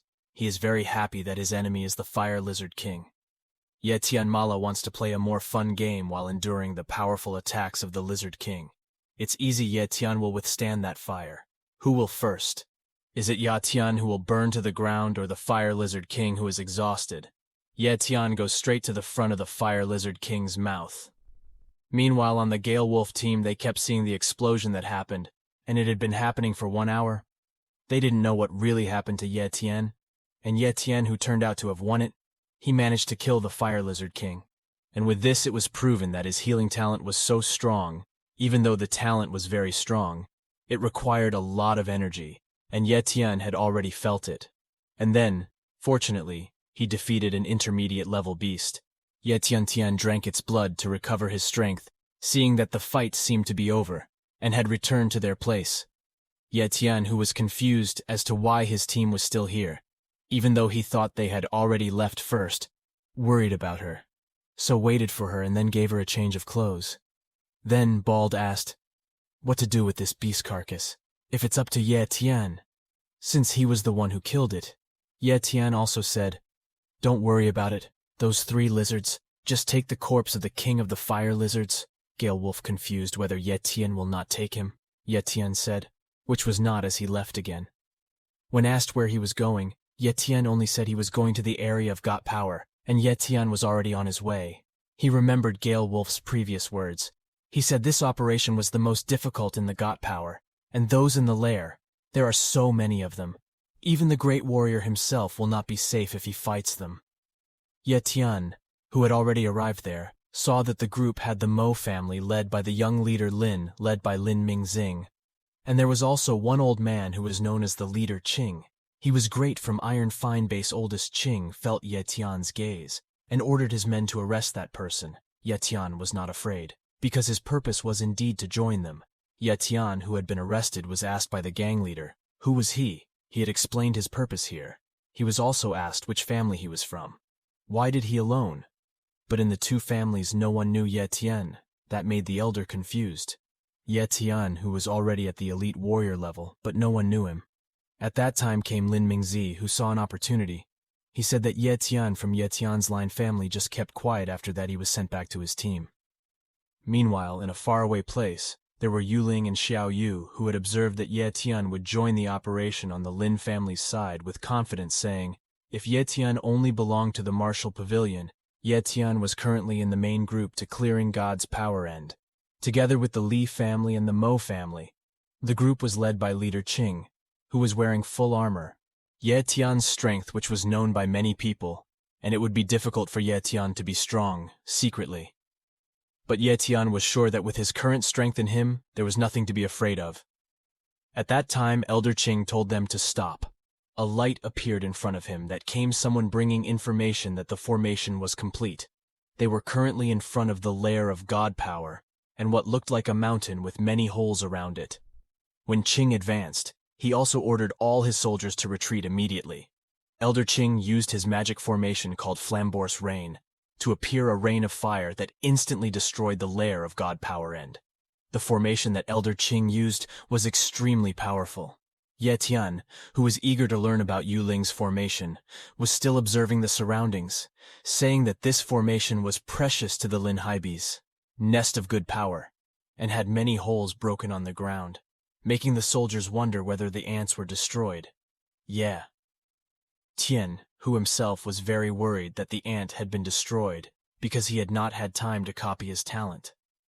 And then, but Yuling said, that flame formation was just to disturb the nest of God power end. In that hole appeared giant ants. Ye Tian, who was very happy to see that his goal had not ended. But like other ants, they always played in groups of God power and appeared in large numbers, and Qing ordered them to attack all the soldiers, in each group directly facing God's power end. Likewise, Ye Tian, who easily slashed an ant, did not forget that Ye Tian touched the ant to copy the strength talent he possessed, is on the top level. Then Ye Tian, who already felt the aura of top-level strength talent, and actually he wanted to directly copy it. But seeing the situation where there were still many ants and the state of war, Ye Tian gave up his intention. So who had to find a safe place to copy the talent, he ran face-to-face with two ants that confronted him. With Ye Tian easily handling the two of them, everyone there felt a terrifying aura. It was a top-tier beast aura. And sure enough, from one of the holes emerged an ant that was even bigger than before, and also had a different color. It was God power and high level. Knowing that there was a top-level beast, Qing ordered his men to run immediately to save themselves. Likewise, the Mo family, who didn't want to suffer heavy losses. The Lin family, who couldn't win, naturally chose to withdraw from there. Everyone there retreated in. Yuling, who had been watching over Ye Tian's problems, would not be concerned about Ye Tian's problems. Yuling was not worried at all, because he was sure that Ye Tian could run. The soldiers who took part in the run confused. Why did they have to run, even though they are many high-level warriors?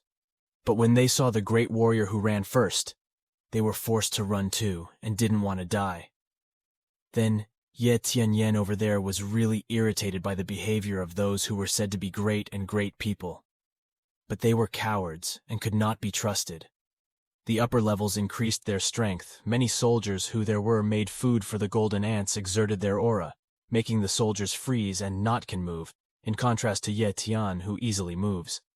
He even runs faster, so who knows that in that area there is a very strong air pressure. Ye Tian must immediately get away from that area, and finally he managed to get out of that area, which was under pressure in the air. Those golden ants must be eating inside. So this was an opportunity for Ye Tian to escape from that place. Then, a few moments later, Ye Tian already came out and headed to the previous place. Ye Tian saw the skeleton of a monster that the Gale Wolf group had definitely dismantled. Ye Tian headed to the top of the building. He started to copy the top-level strength talent. If he asked for the side effect, it was already not felt. Ye Tian, he only felt his power flowing in front of all the great people. It was only absolute power that could fight against him. And a moment later, Ye Tian, who had finished copying the power aptitude so to the top, and it was time for him to go home. Later, he was already at home cultivating. At this time, he already had the talent for strength, so his strength had increased 10 times. Ye Yu was very angry to see his older brother, who always went out, and when he got home, he would just sit down and not moving. When Ye Yu was angry, he was ignored by his brother. Ye Yu walked to the kitchen where he cooked and gave a lot of salt for his brother's food. The two of them were already in the dining room to eat.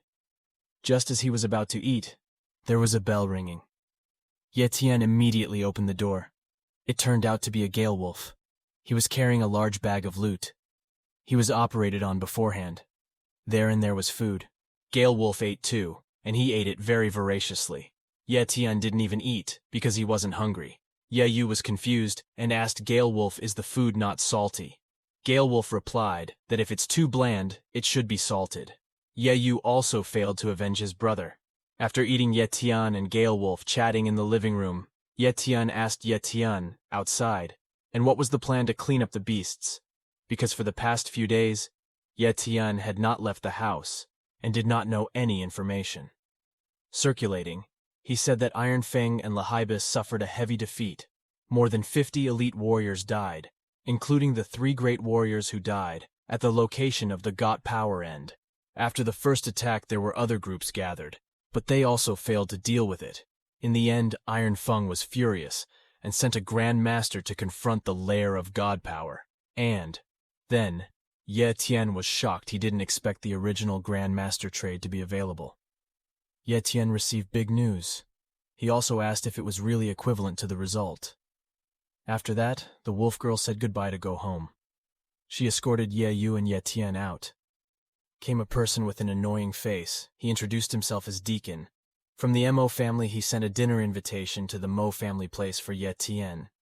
Ye Tian quickly rejected it and didn't want to come out of the house hearing the refusal.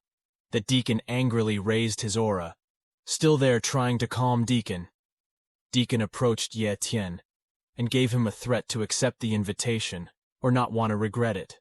Then Ye Tian, who was touched on the shoulder by the Mo family, immediately knocked that person down. After being beaten by Deacon, he immediately ran away, not to provoke bad people like that. But yeah, that's fine with that, especially now that he already has the talent for strength.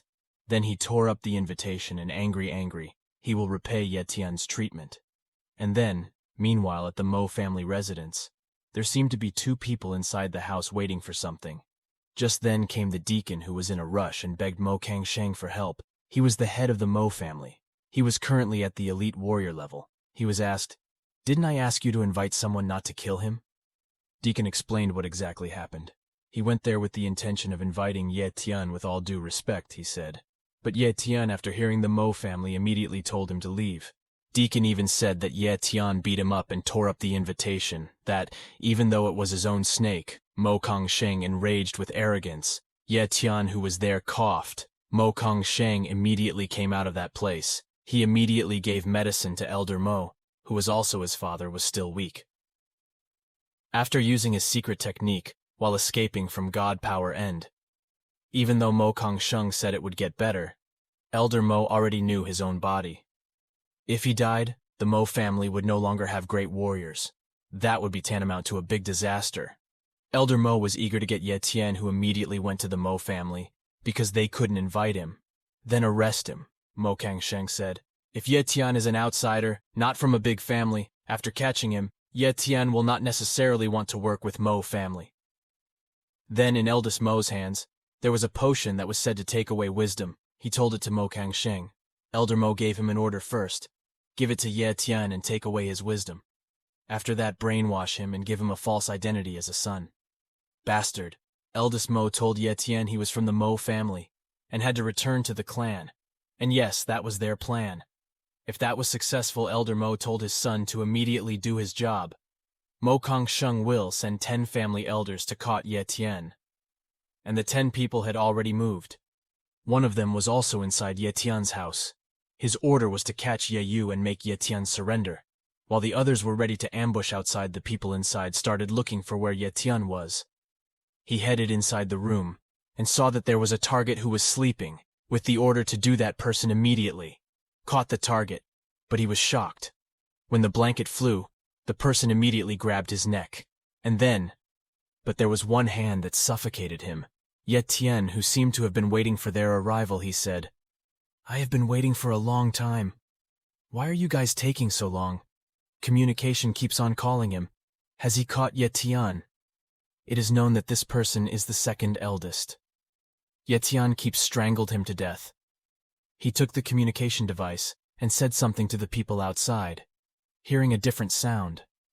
The people outside were shocked. Ye Tian said, "Catch it."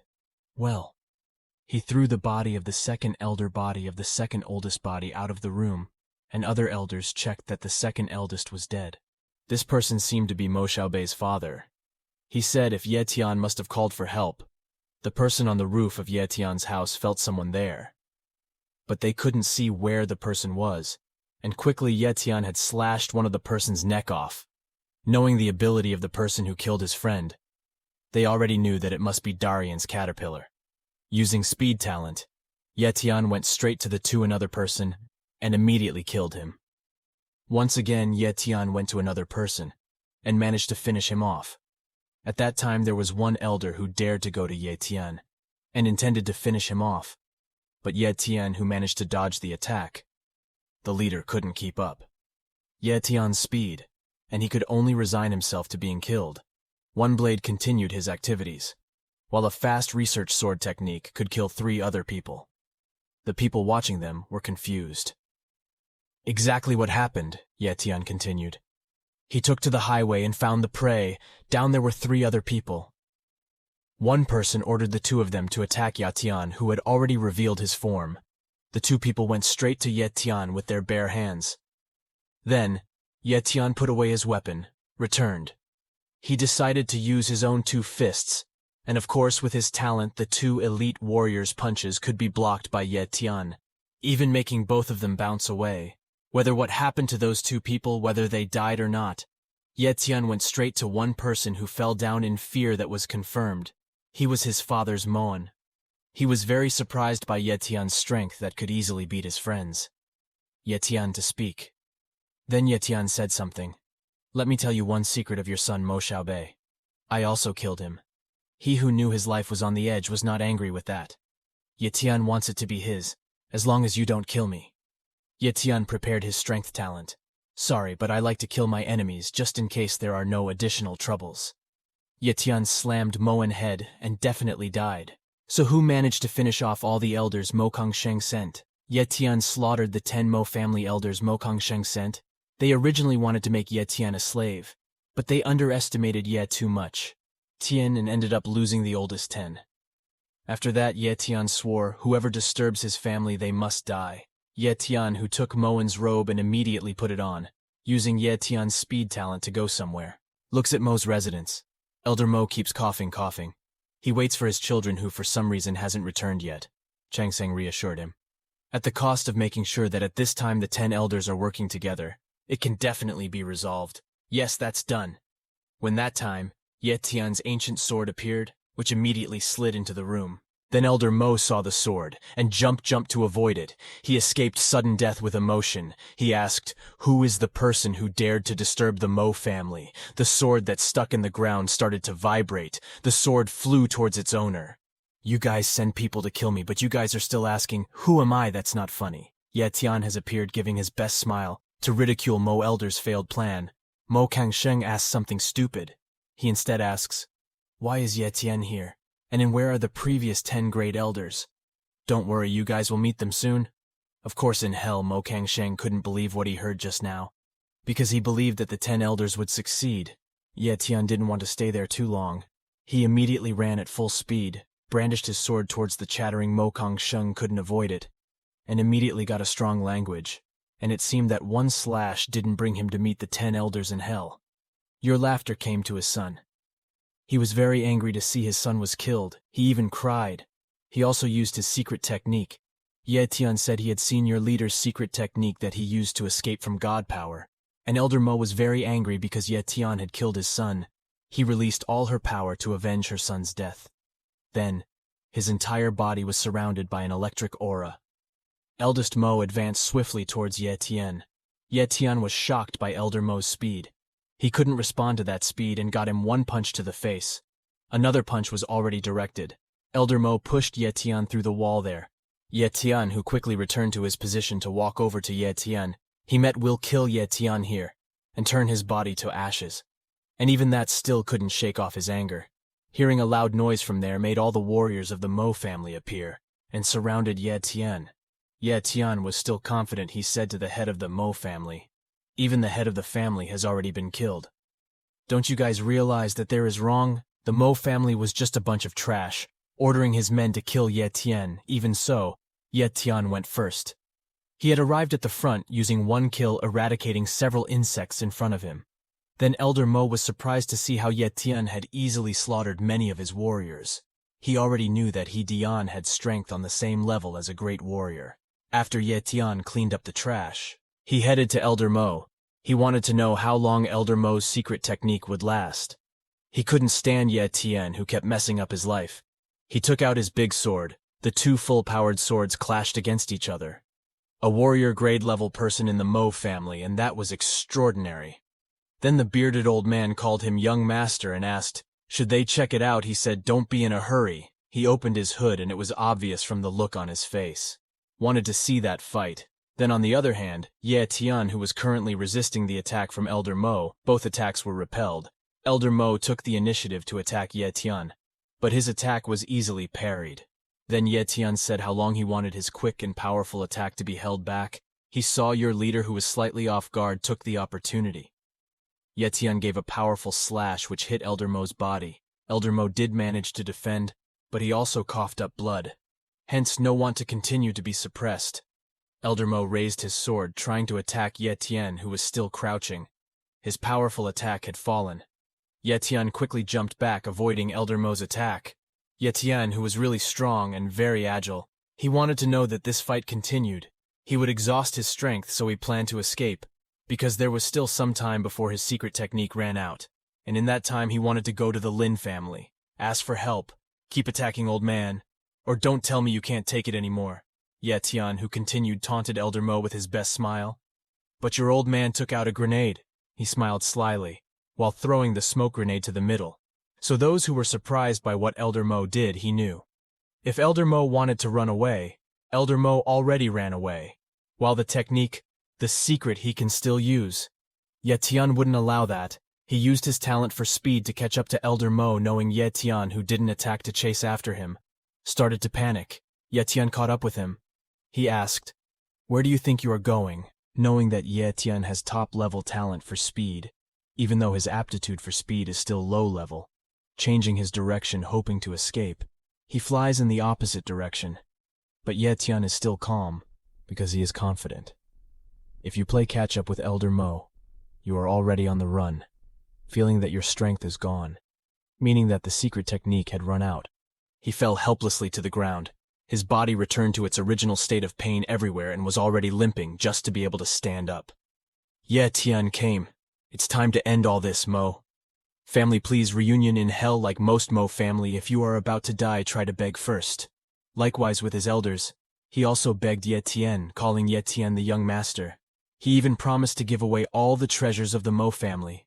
Ye Tian felt deja vu after looking at this Ye Tian many times. Ye Tian, who jokingly said, bring it all out. Then your elder heard that happily. He immediately gathered his remaining strength. Hoping to be able to kill Ye Tian, he took out something from his hand. There was a red ball with lots of holes. There Elder Mo smiled happily. So those who already knew that it was very dangerous. So he immediately jumping backwards, the ball exploded from it, flying tiny needles. And then, Ye Tian tried to fend off all the needles that were pointing at him. Ye Tian had already gone down. He was angry at the trash who only knew to use tricks like this. Ye Tian got a small scratch on his cheek. Seeing that, Elder Mo was very happy. Because of the needles, it was coated with poison, and was sure that the poison could kill Ye Tian, which he didn't know was Ye Tian, who had top-level healing talent. If a small wound and poison like this immediately healed. And he was shocked again. This old man was confused too. Why did he have so much talent? Then, Ye Tian picked up a needle lying on the ground and threw it directly at Elder Mo. The needle slid through Elder Mo's body. If you're curious, just ask Hades in hell. Then on the other hand, when he was at Ye Tian's house, there was a Gale Wolf who was complaining, where did Ye Tian go? And he had to take care of Ye Yu. Just now complaining came Ye Tian behind him. Ye Tian thanked the Gale Wolf who had taken care of Ye Yu, who had returned. And he asked if Ye Tian had finished his business, of course, and from today it no longer belonged to the Mo family. Ye Tian, who asked where Ye Yu was resting after taking sedatives, and this place was safe. Ye Tian was relieved to hear the good news. After that they came down from the rooftop, walking through the alley back to the house. He asked after the Mo family was not there what Ye Tian was planning. Ye Tian wanted his younger brother Ye Yu to start cultivating. He was curious. Is there any way for ordinary people to grow quickly? He laughed. He said there is no way like that. Ye Tian called his sister. Ye Yu woke up after being called by his brother. He immediately hugged Ye Tian because he was very afraid that if he did, he wouldn't come back. So those who said, "Don't worry, I'm always there for you." Meanwhile, in the middle of the city, you can see lots of people gossiping about the Mo family that had been wiped out. And there was also Lin Mangzhe with Tetualinze, who was a great warrior.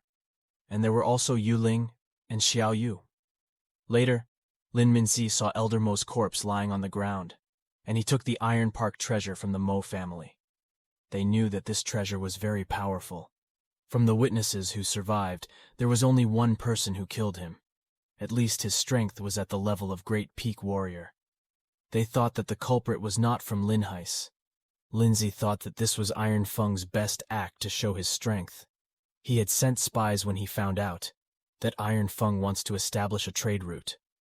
Later, spies said that near Iron Feng there is a huge monster who will soon become king, and Iron Fine Base will wipe out any threat of trade route. This is meant for his escape route. Lin Mingzi knows that two buses unite. Old Force and New Force will divide, being two vaccines. The Lin family can't be denoted. The family itself, he wants to make the best use of Iron Feng's power designation. This time, unless he already knows the task, he will send a letter to every major family, inviting them to take advantage of the resources of the Mo family. Later at home, Ye Tian took out all of his treasures and elixir. It seems he got these from the Mo family's treasury. Was shocked to see the elixir that he believed was worth more than his house. Ye Yu couldn't believe that all of this was genuine, and advised his older brother to hurry up. Returned everything. Ye Tian said that all of this was very genuine. He immediately fed his sister something. Ye Yu said it was very delicious, and at that moment, an aura came out around his body. Ye Tian, who smiled happily, saw that. A few moments later, Ye Yu asked if it was true that his brother was leaving soon. Ye Tian said he should go to the forest Xiao Qianye. There was something Ye Tian wanted there. The threat of ferocious beasts. Even two ancestor masters couldn't survive. Being stronger was the most important thing.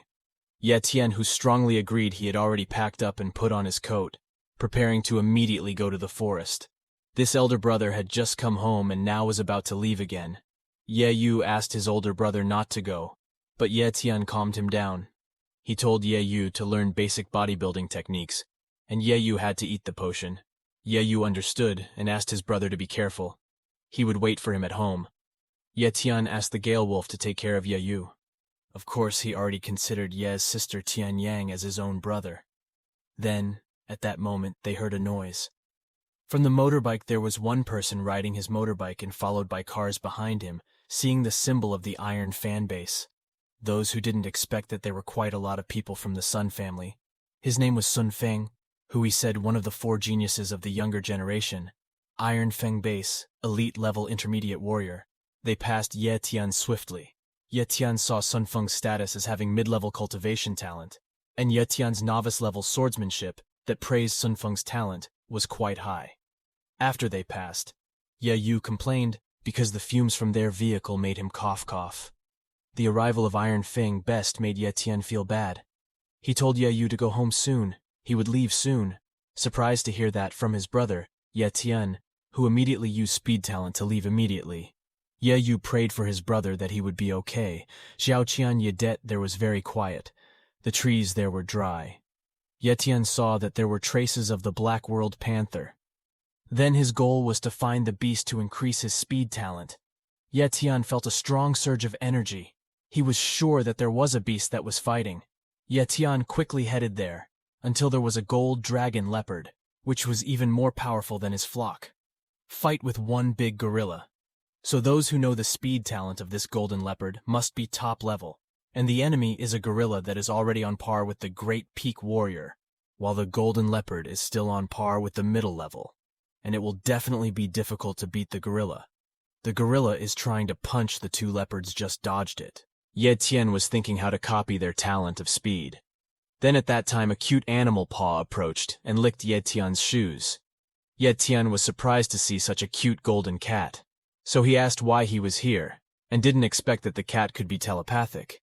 He said he would offer and make a contract master. And the servant became Loyal's subordinate. Ye Tian heard that it was a female voice. Ye Tian confirmed, "Is it the cat talking?" The cat answered him. Ye Tian asked why he wants to make Ye Tian his master. Said Ye Tian, who has a speed-type aura, and it's a familiar feeling. Ye Tian saw the cat's status, and did not have top-level talent, speed-up, mid-level endurance, and beginner-level recovery talent. His talent was complete. Ye Tian praised him as an adult cat, begging to help his parents who are currently fighting the gorillas. Ye Tian understood that. He stroked the cat's head, which he now named Xiao Jin, and became his first pet. Xiao Jin thanked him after petting him. His speed talent has been copied, and CC immediately combined it now speed talent. Yes, Dian is at the top level. Ye Tian, who is already the master of leopard gold, named Xiao Jin. Since it was Xiao Jin who praised him so highly, it was only natural for Ye Tian to help Xiao Jin. Ye Tian Yen took out his weapon, and with Xiao Jin on his shoulder, he was ready to help his parents. At this time, Ye Tian, who used his speed talent and strength talent, he jumped as high as he could to that gorilla. Ye Tian planned to attack the gorilla's weak point, which was right in his eyes. It was Ye Tian who had slashed through the gorilla's eyes and succeeded. After Ye Tian, who descended from the land of Xiao Jin's father and mother, roared at him. Panicked seeing that, Ye Tian asks Xiao Jin to tell his mother that he is not his enemy. Xiao Jin tries to explain to his mother that Ye Tian is not an enemy to smooth things over. Ye Tian gives a healing pill that can also prevent miscarriages. Xiao Jin's mother kisses it and feels that it is harmless and eats it right away. After that, his body was healed. Xiao Jin's father, who also knew it, asked Ye Tian to give him healing pills. Xiao Jin thanked him for healing his parents. Meanwhile, the gorilla, who could no longer see, chose to run away, seeing that it was Xiao Jin's parents very angry and didn't want to let the gorilla escape. Ye Tian, who already knew the will of the two and silently knew that it was impossible for three people who had top-level speed talent to not be able to beat that top-class monster. Then Xiao Jin said that it wasn't three people, but four, including himself, who also learned to fight four. That creature had a high level of speed. Started chasing the running gorilla, and it only took a short time they caught up with him. The gorilla stopped. Because of that, Ye Tian didn't even know top-level speed going this fast. This gorilla won't stand still. He wants to catch them with his speed. Then Ye Tian dodged and immediately kicked the gorilla's chin to see the gorilla, who had fallen helplessly. Xiao Jin's parents attacked by biting him. Ye Tian, who didn't want to be outdone by his strength talent, he gave a powerful punch to the gorilla's belly. Even though it was a very strong attack, this gorilla was still able to stand up and attack him. Ye Tian, who was amazed by his body's resilience, and Xiao Jin looked ready to attack. Xiao Jin quickly stepped forward and crushed the gorilla's head. Once Xiao Jin's hand came over and asked if they had won. Then Ye Tian replied, "Yes, of course they won." Ye Tian really didn't expect to be able to fight with him. And after that, Xiao Jin's mother fell in pain. I don't know what happened. Maybe her womb wanted to come out, because earlier Ye Tian said the medicine could prevent miscarriage. Chapter 46. Little Jin ran to his injured mother. Ye Tian was sure that his internal organs must have been injured during the fight earlier. Luckily, Ye Tian had brought a lot of medicine with him, and now it could come in handy. He then opened a potion bottle and drank it to Little Jin's mother. Little Jin was grateful because his mother said he was feeling better. Hearing that, Ye Tian felt relieved. A few moments later, a group of black leopard wolves appeared. Little Jin warned Ye Tian to be careful because it was the black leopard wolves who had lured the gorillas here. Ye Tian thought that they seemed to want to replace Little Jin's parents' position as the king of this forest area. But sadly, Ye Tian would not allow it. In an instant, Ye Tian jumped above them and stomped on one of the black leopard wolves heavily. This frightened the other black wolf leopards. In front of the terrified black wolf leopards, Ye Tian lifted Little Jin up and announced that Little Jin was their king from now on. The announcement left Little Jin dumbfounded. The next day, Ye Tian warned Little Jin that his mother had just recovered, so he shouldn't have gone too far. But Little Jin's mother meowed something. Little Jin told that his mother said it was not a problem, and he wanted to give Ye Tian a gift. After walking quite a distance, they were finally almost there. Little Jin said his place was in the cave. After being guided by Little Jin's mother, Ye Tian saw a kind of spirit plant. Little Jin told him that this was a present for him, but his mother said the fruit would appear in 30 days, so Ye Tian had to wait. Seeing those spirit plants, Ye Tian became curious about their effects. While he was waiting, Ye Tian cheered for little Jin's mother who was giving birth to another child. The child is finally born, and Ye Tian gets excited because another king of the jungle has been born. 1 month has finally passed. After smelling the spirit plant, since it smelled good, Ye Tian thought that it should be ripe. He also picked the fruit. The impatient little Jin told Ye Tian to quickly eat it. Ye Tian ate the fruit and swallowed it. As soon as he swallowed the fruit, Ye Tian vomited blood and his chest was in pain. Ye Tian fell down and caused little Jin to panic. Night fell, and Ye Tian, who had lost consciousness, finally opened his eyes. When he woke up, his head hurt. He felt that he had one more mental spirit power, but he didn't understand because that was only the strength of a great martial master. He then used his skill. He felt that now he could check someone's aptitude status from 50 meters away. Also, now he can copy talent remotely. With its ability, the gold silk dragon leopard's status window popped up. When asked if Ye Tian wanted to copy the mid-level endurance talent, Ye Tian refused. Ye Tian thought the resilience talent wouldn't be of much help to him. First, he wanted to increase his cultivation. He finally decided to go home because he had a big harvest. So he said goodbye to the gold silk dragon leopard and thanked them for the gifts, as it was of great help to him. But little Jin jumped at him and said that he didn't want to part with Ye Tian. Ye Tian agreed and was going to take him to meet someone. He was sure that person would really like little Jin. While crying happily, little Jin thanked Ye Tian. While exploring the ruined city, little Jin said that the outside world looked very interesting because he had never seen this before. But Ye Tian warned that the outside world was very damned. A moment later, Ye Tian discovered something. He saw many people lying unconscious due to injuries. He recognized that they were students from the 5th Academy. He was then surprised to see that Zhang Bao was one of the injured. Worried, Ye Tian immediately approached Zhang Bao and asked if he was all right. Soon after, Zhang Bao also regained consciousness. Ye Tian was relieved that Zhang Bao was still alive. Taking out a bottle from his inventory, Ye Tian told Zhang Bao to drink it. Ye Tian also heard a story from Zhang Bao that the people who robbed him were soldiers from the Iron Fang base. Then, when asked who the current head of the base was, Zhang Bao replied that the Lin family was still in charge, but in fact they were just puppets.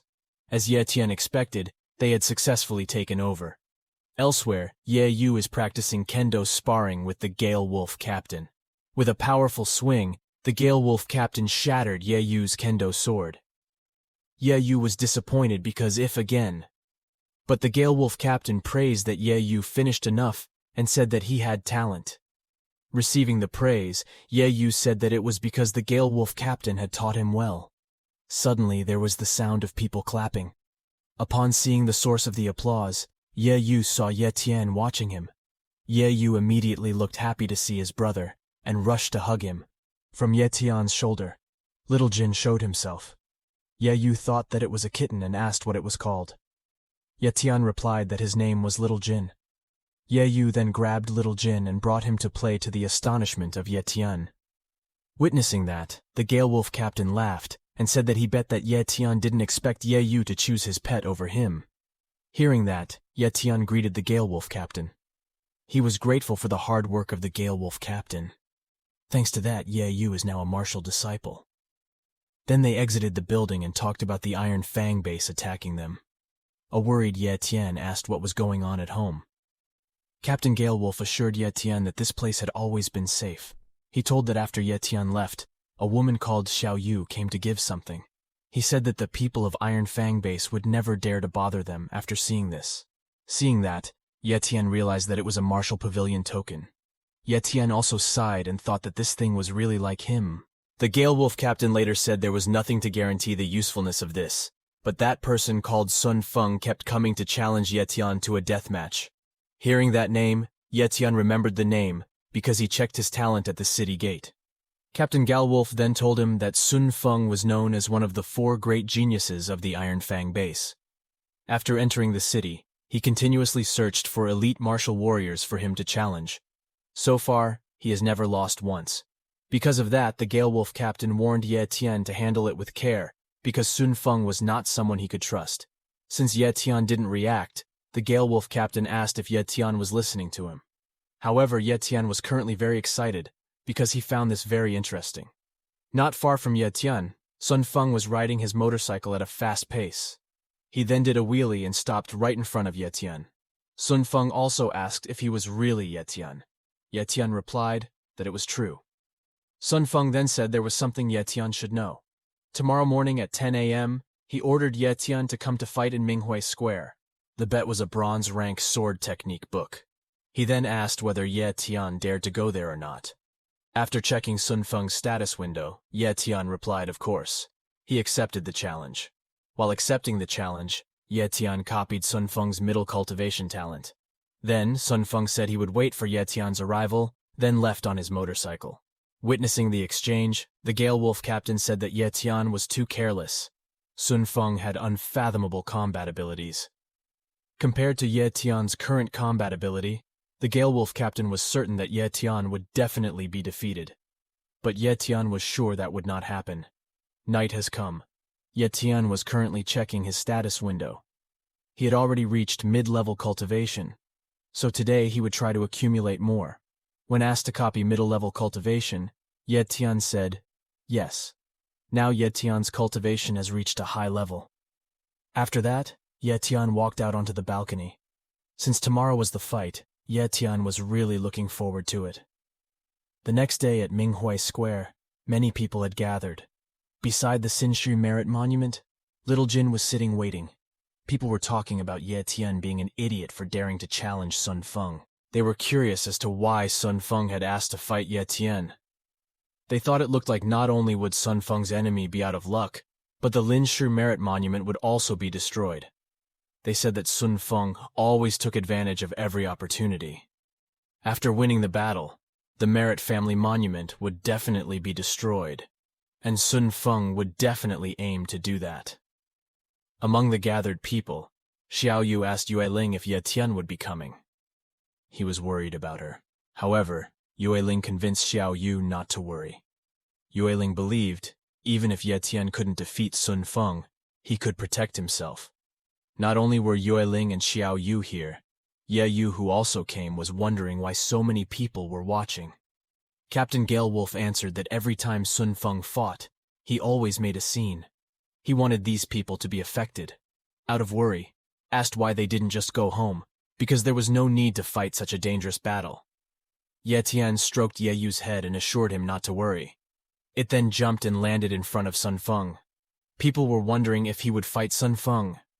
Ye Tian then apologized for keeping him waiting. Seeing Ye Tian arriving, Sun Feng said that he thought that Ye Tian would not dare to come here. He then announced that if Ye Tian won, then the Breeze/rank bronze sword technique book would be Ye Tian's.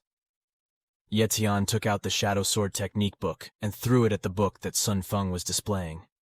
Sun Feng got irritated by Ye Tian's behavior and immediately lunged towards Ye Tian.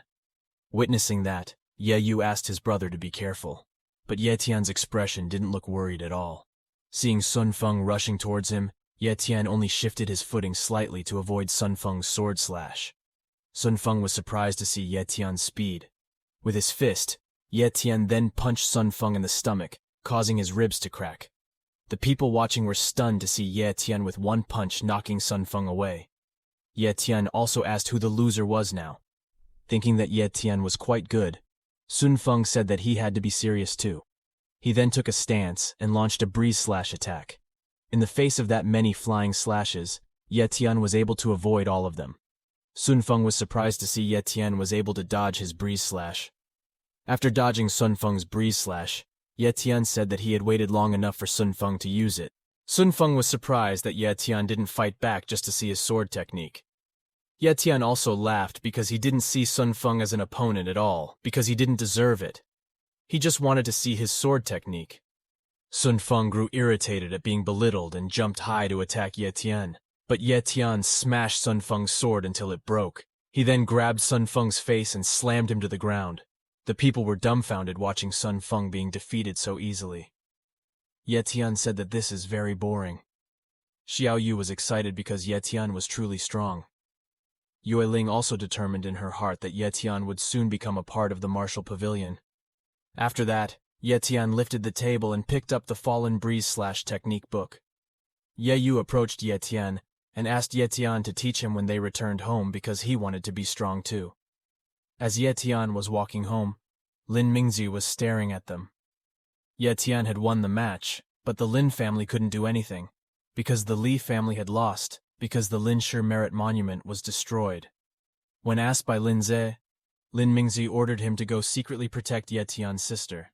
They didn't intend to let them off easily.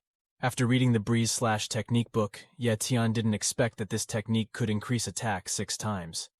It was no wonder to him that Sun Feng's attacks were so powerful. He then put down the technique book and began to stretch his body. After that, he checked his status window. After 30 days, he can only copy new talent. He had forgotten about this troublesome matter. Now he only had to wait for his cooldown to finish, and then he would copy Sun Feng's mid-level sword talent. Ye Tian thought that once he mastered Shadow Slash and Breeze Slash, he would be able to fight Grandmaster-level cultivators who were 2 levels higher than him and become a true elite. Elsewhere, Ye Yu was currently practicing with his kendo sword. Even though the battle was over, Captain Galwolf thought that based on the nature of the big family, the Sun family would definitely come again for revenge. Then the Galewolf captain called out to Ye Yu. He gave a necklace to Ye Yu and told him never to take it off. Ye Yu seemed to really like it because the necklace looked pretty. Captain Galewolf told him to take it as a talisman. Outside, a girl was running. Not far from there, an old man was cleaning out the trash. And that old man is Lin Zi. A month later, Ye Tian walked out to somewhere. He then glanced at the old man who was taking care of the trash. Lin Zi was so surprised that Ye Tian used mental strength to test him.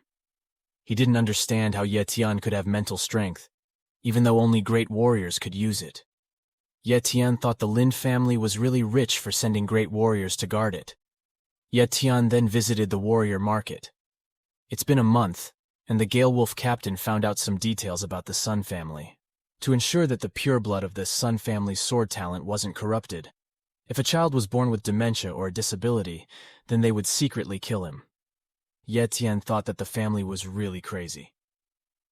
At Sun Shi's shop, Sun Feng was advertising that his shop was having a big offer. People came up to Sun Feng and wished him good luck. Sun Feng laughed and allowed them to enter. Ye Tian, who was watching from afar, started to use his power.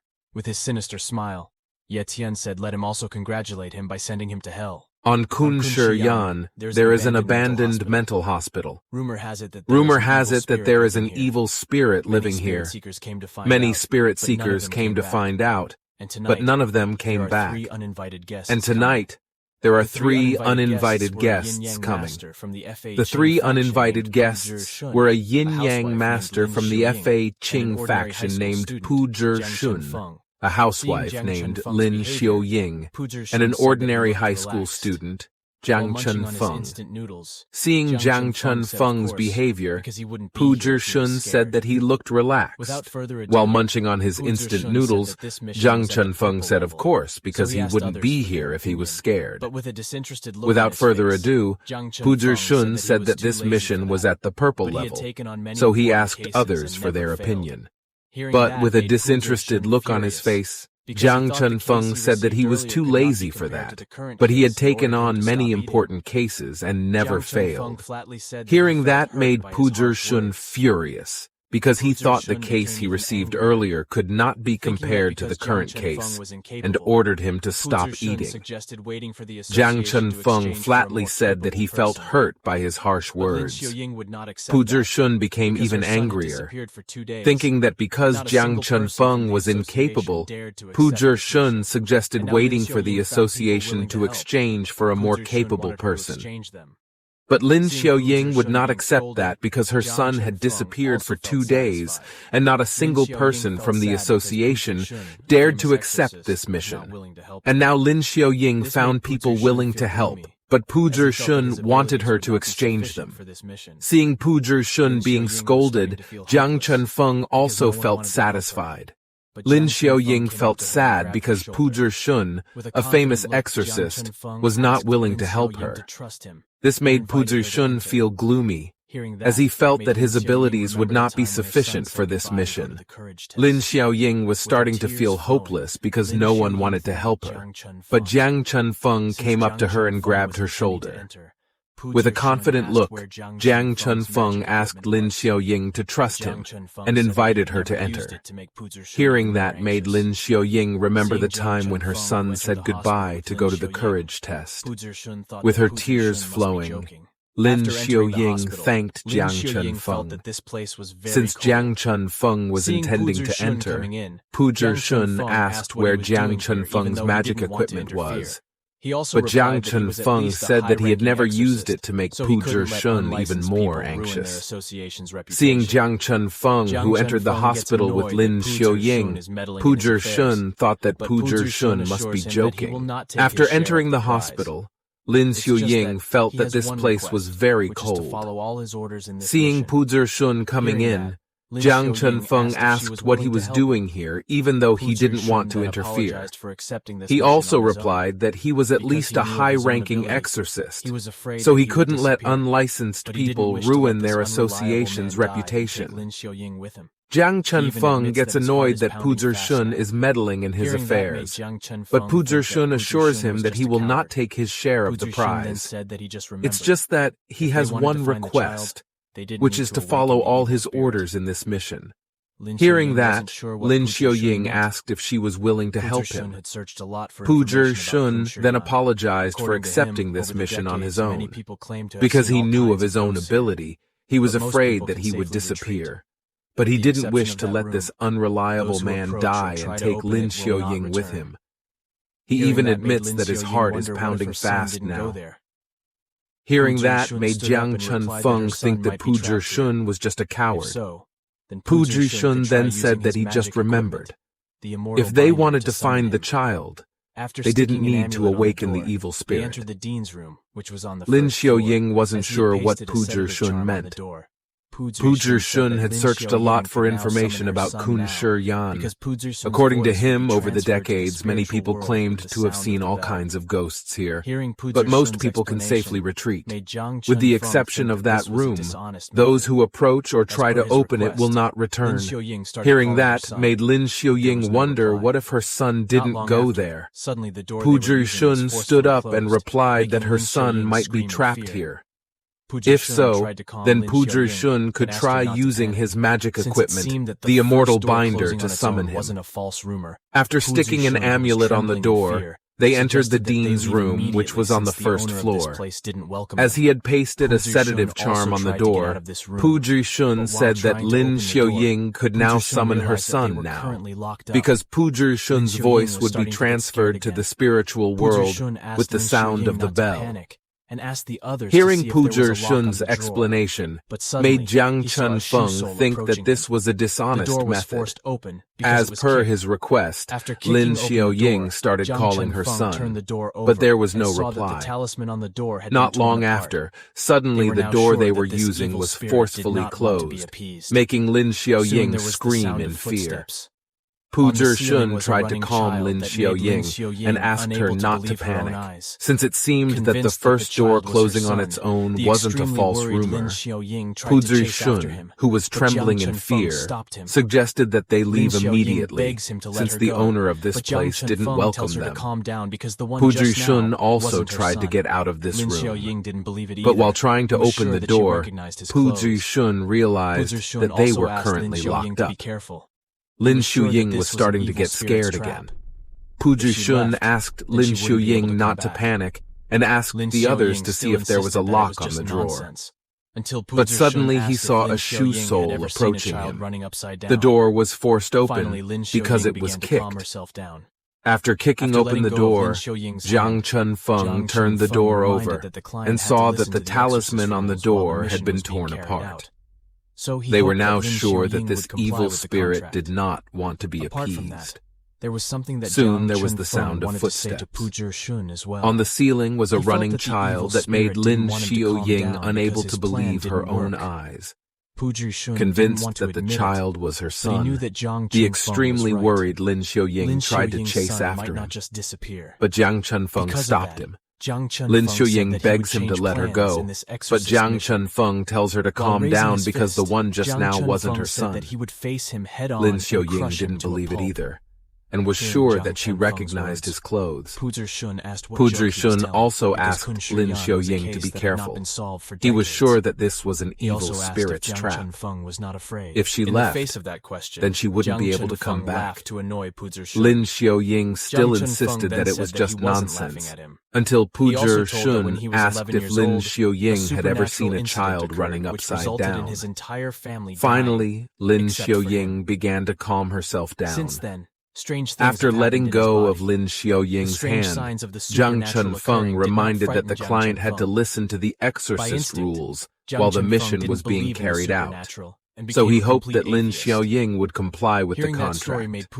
Apart from that, there was something that Jiang Chunfeng wanted to say to Pu Zhishun as well.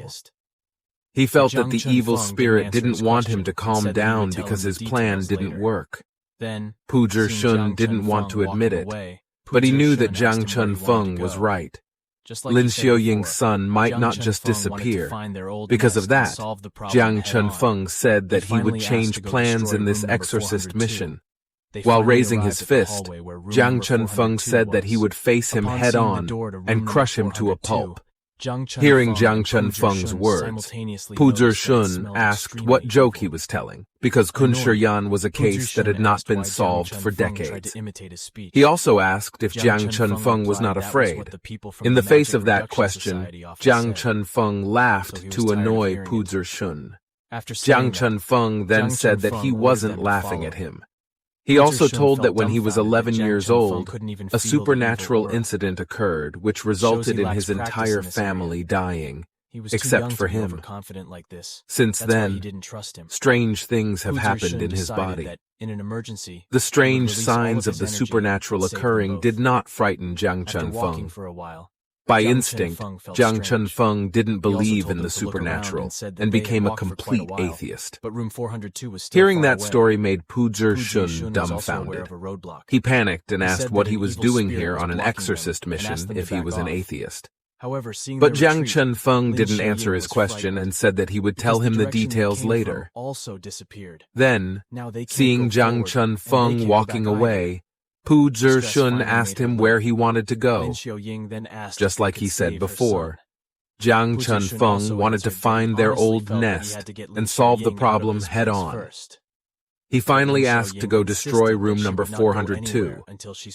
They finally arrived at the hallway where room number 402 was. Upon seeing the door to room number 402, Jiang Chunfeng and Pu Zhishun simultaneously noticed that it smelled extremely evil. Annoyed, Pu Zhishun asked why Jiang Chunfeng tried to imitate his speech. Jiang Chunfeng replied that was what the people from the Magic Reduction Society often said, so he was tired of hearing it. After saying that, Jiang Chunfeng ordered them to follow him. Pu Zhishun felt dumbfounded that Jiang Chunfeng couldn't even feel the evil aura. It shows he lacks practice in this area. He was too young to be overconfident like this. That's why he didn't trust him. Pu Zhishun decided that, in an emergency, he would release all of his energy and save them both. After walking for a while, Jiang Chunfeng felt strange.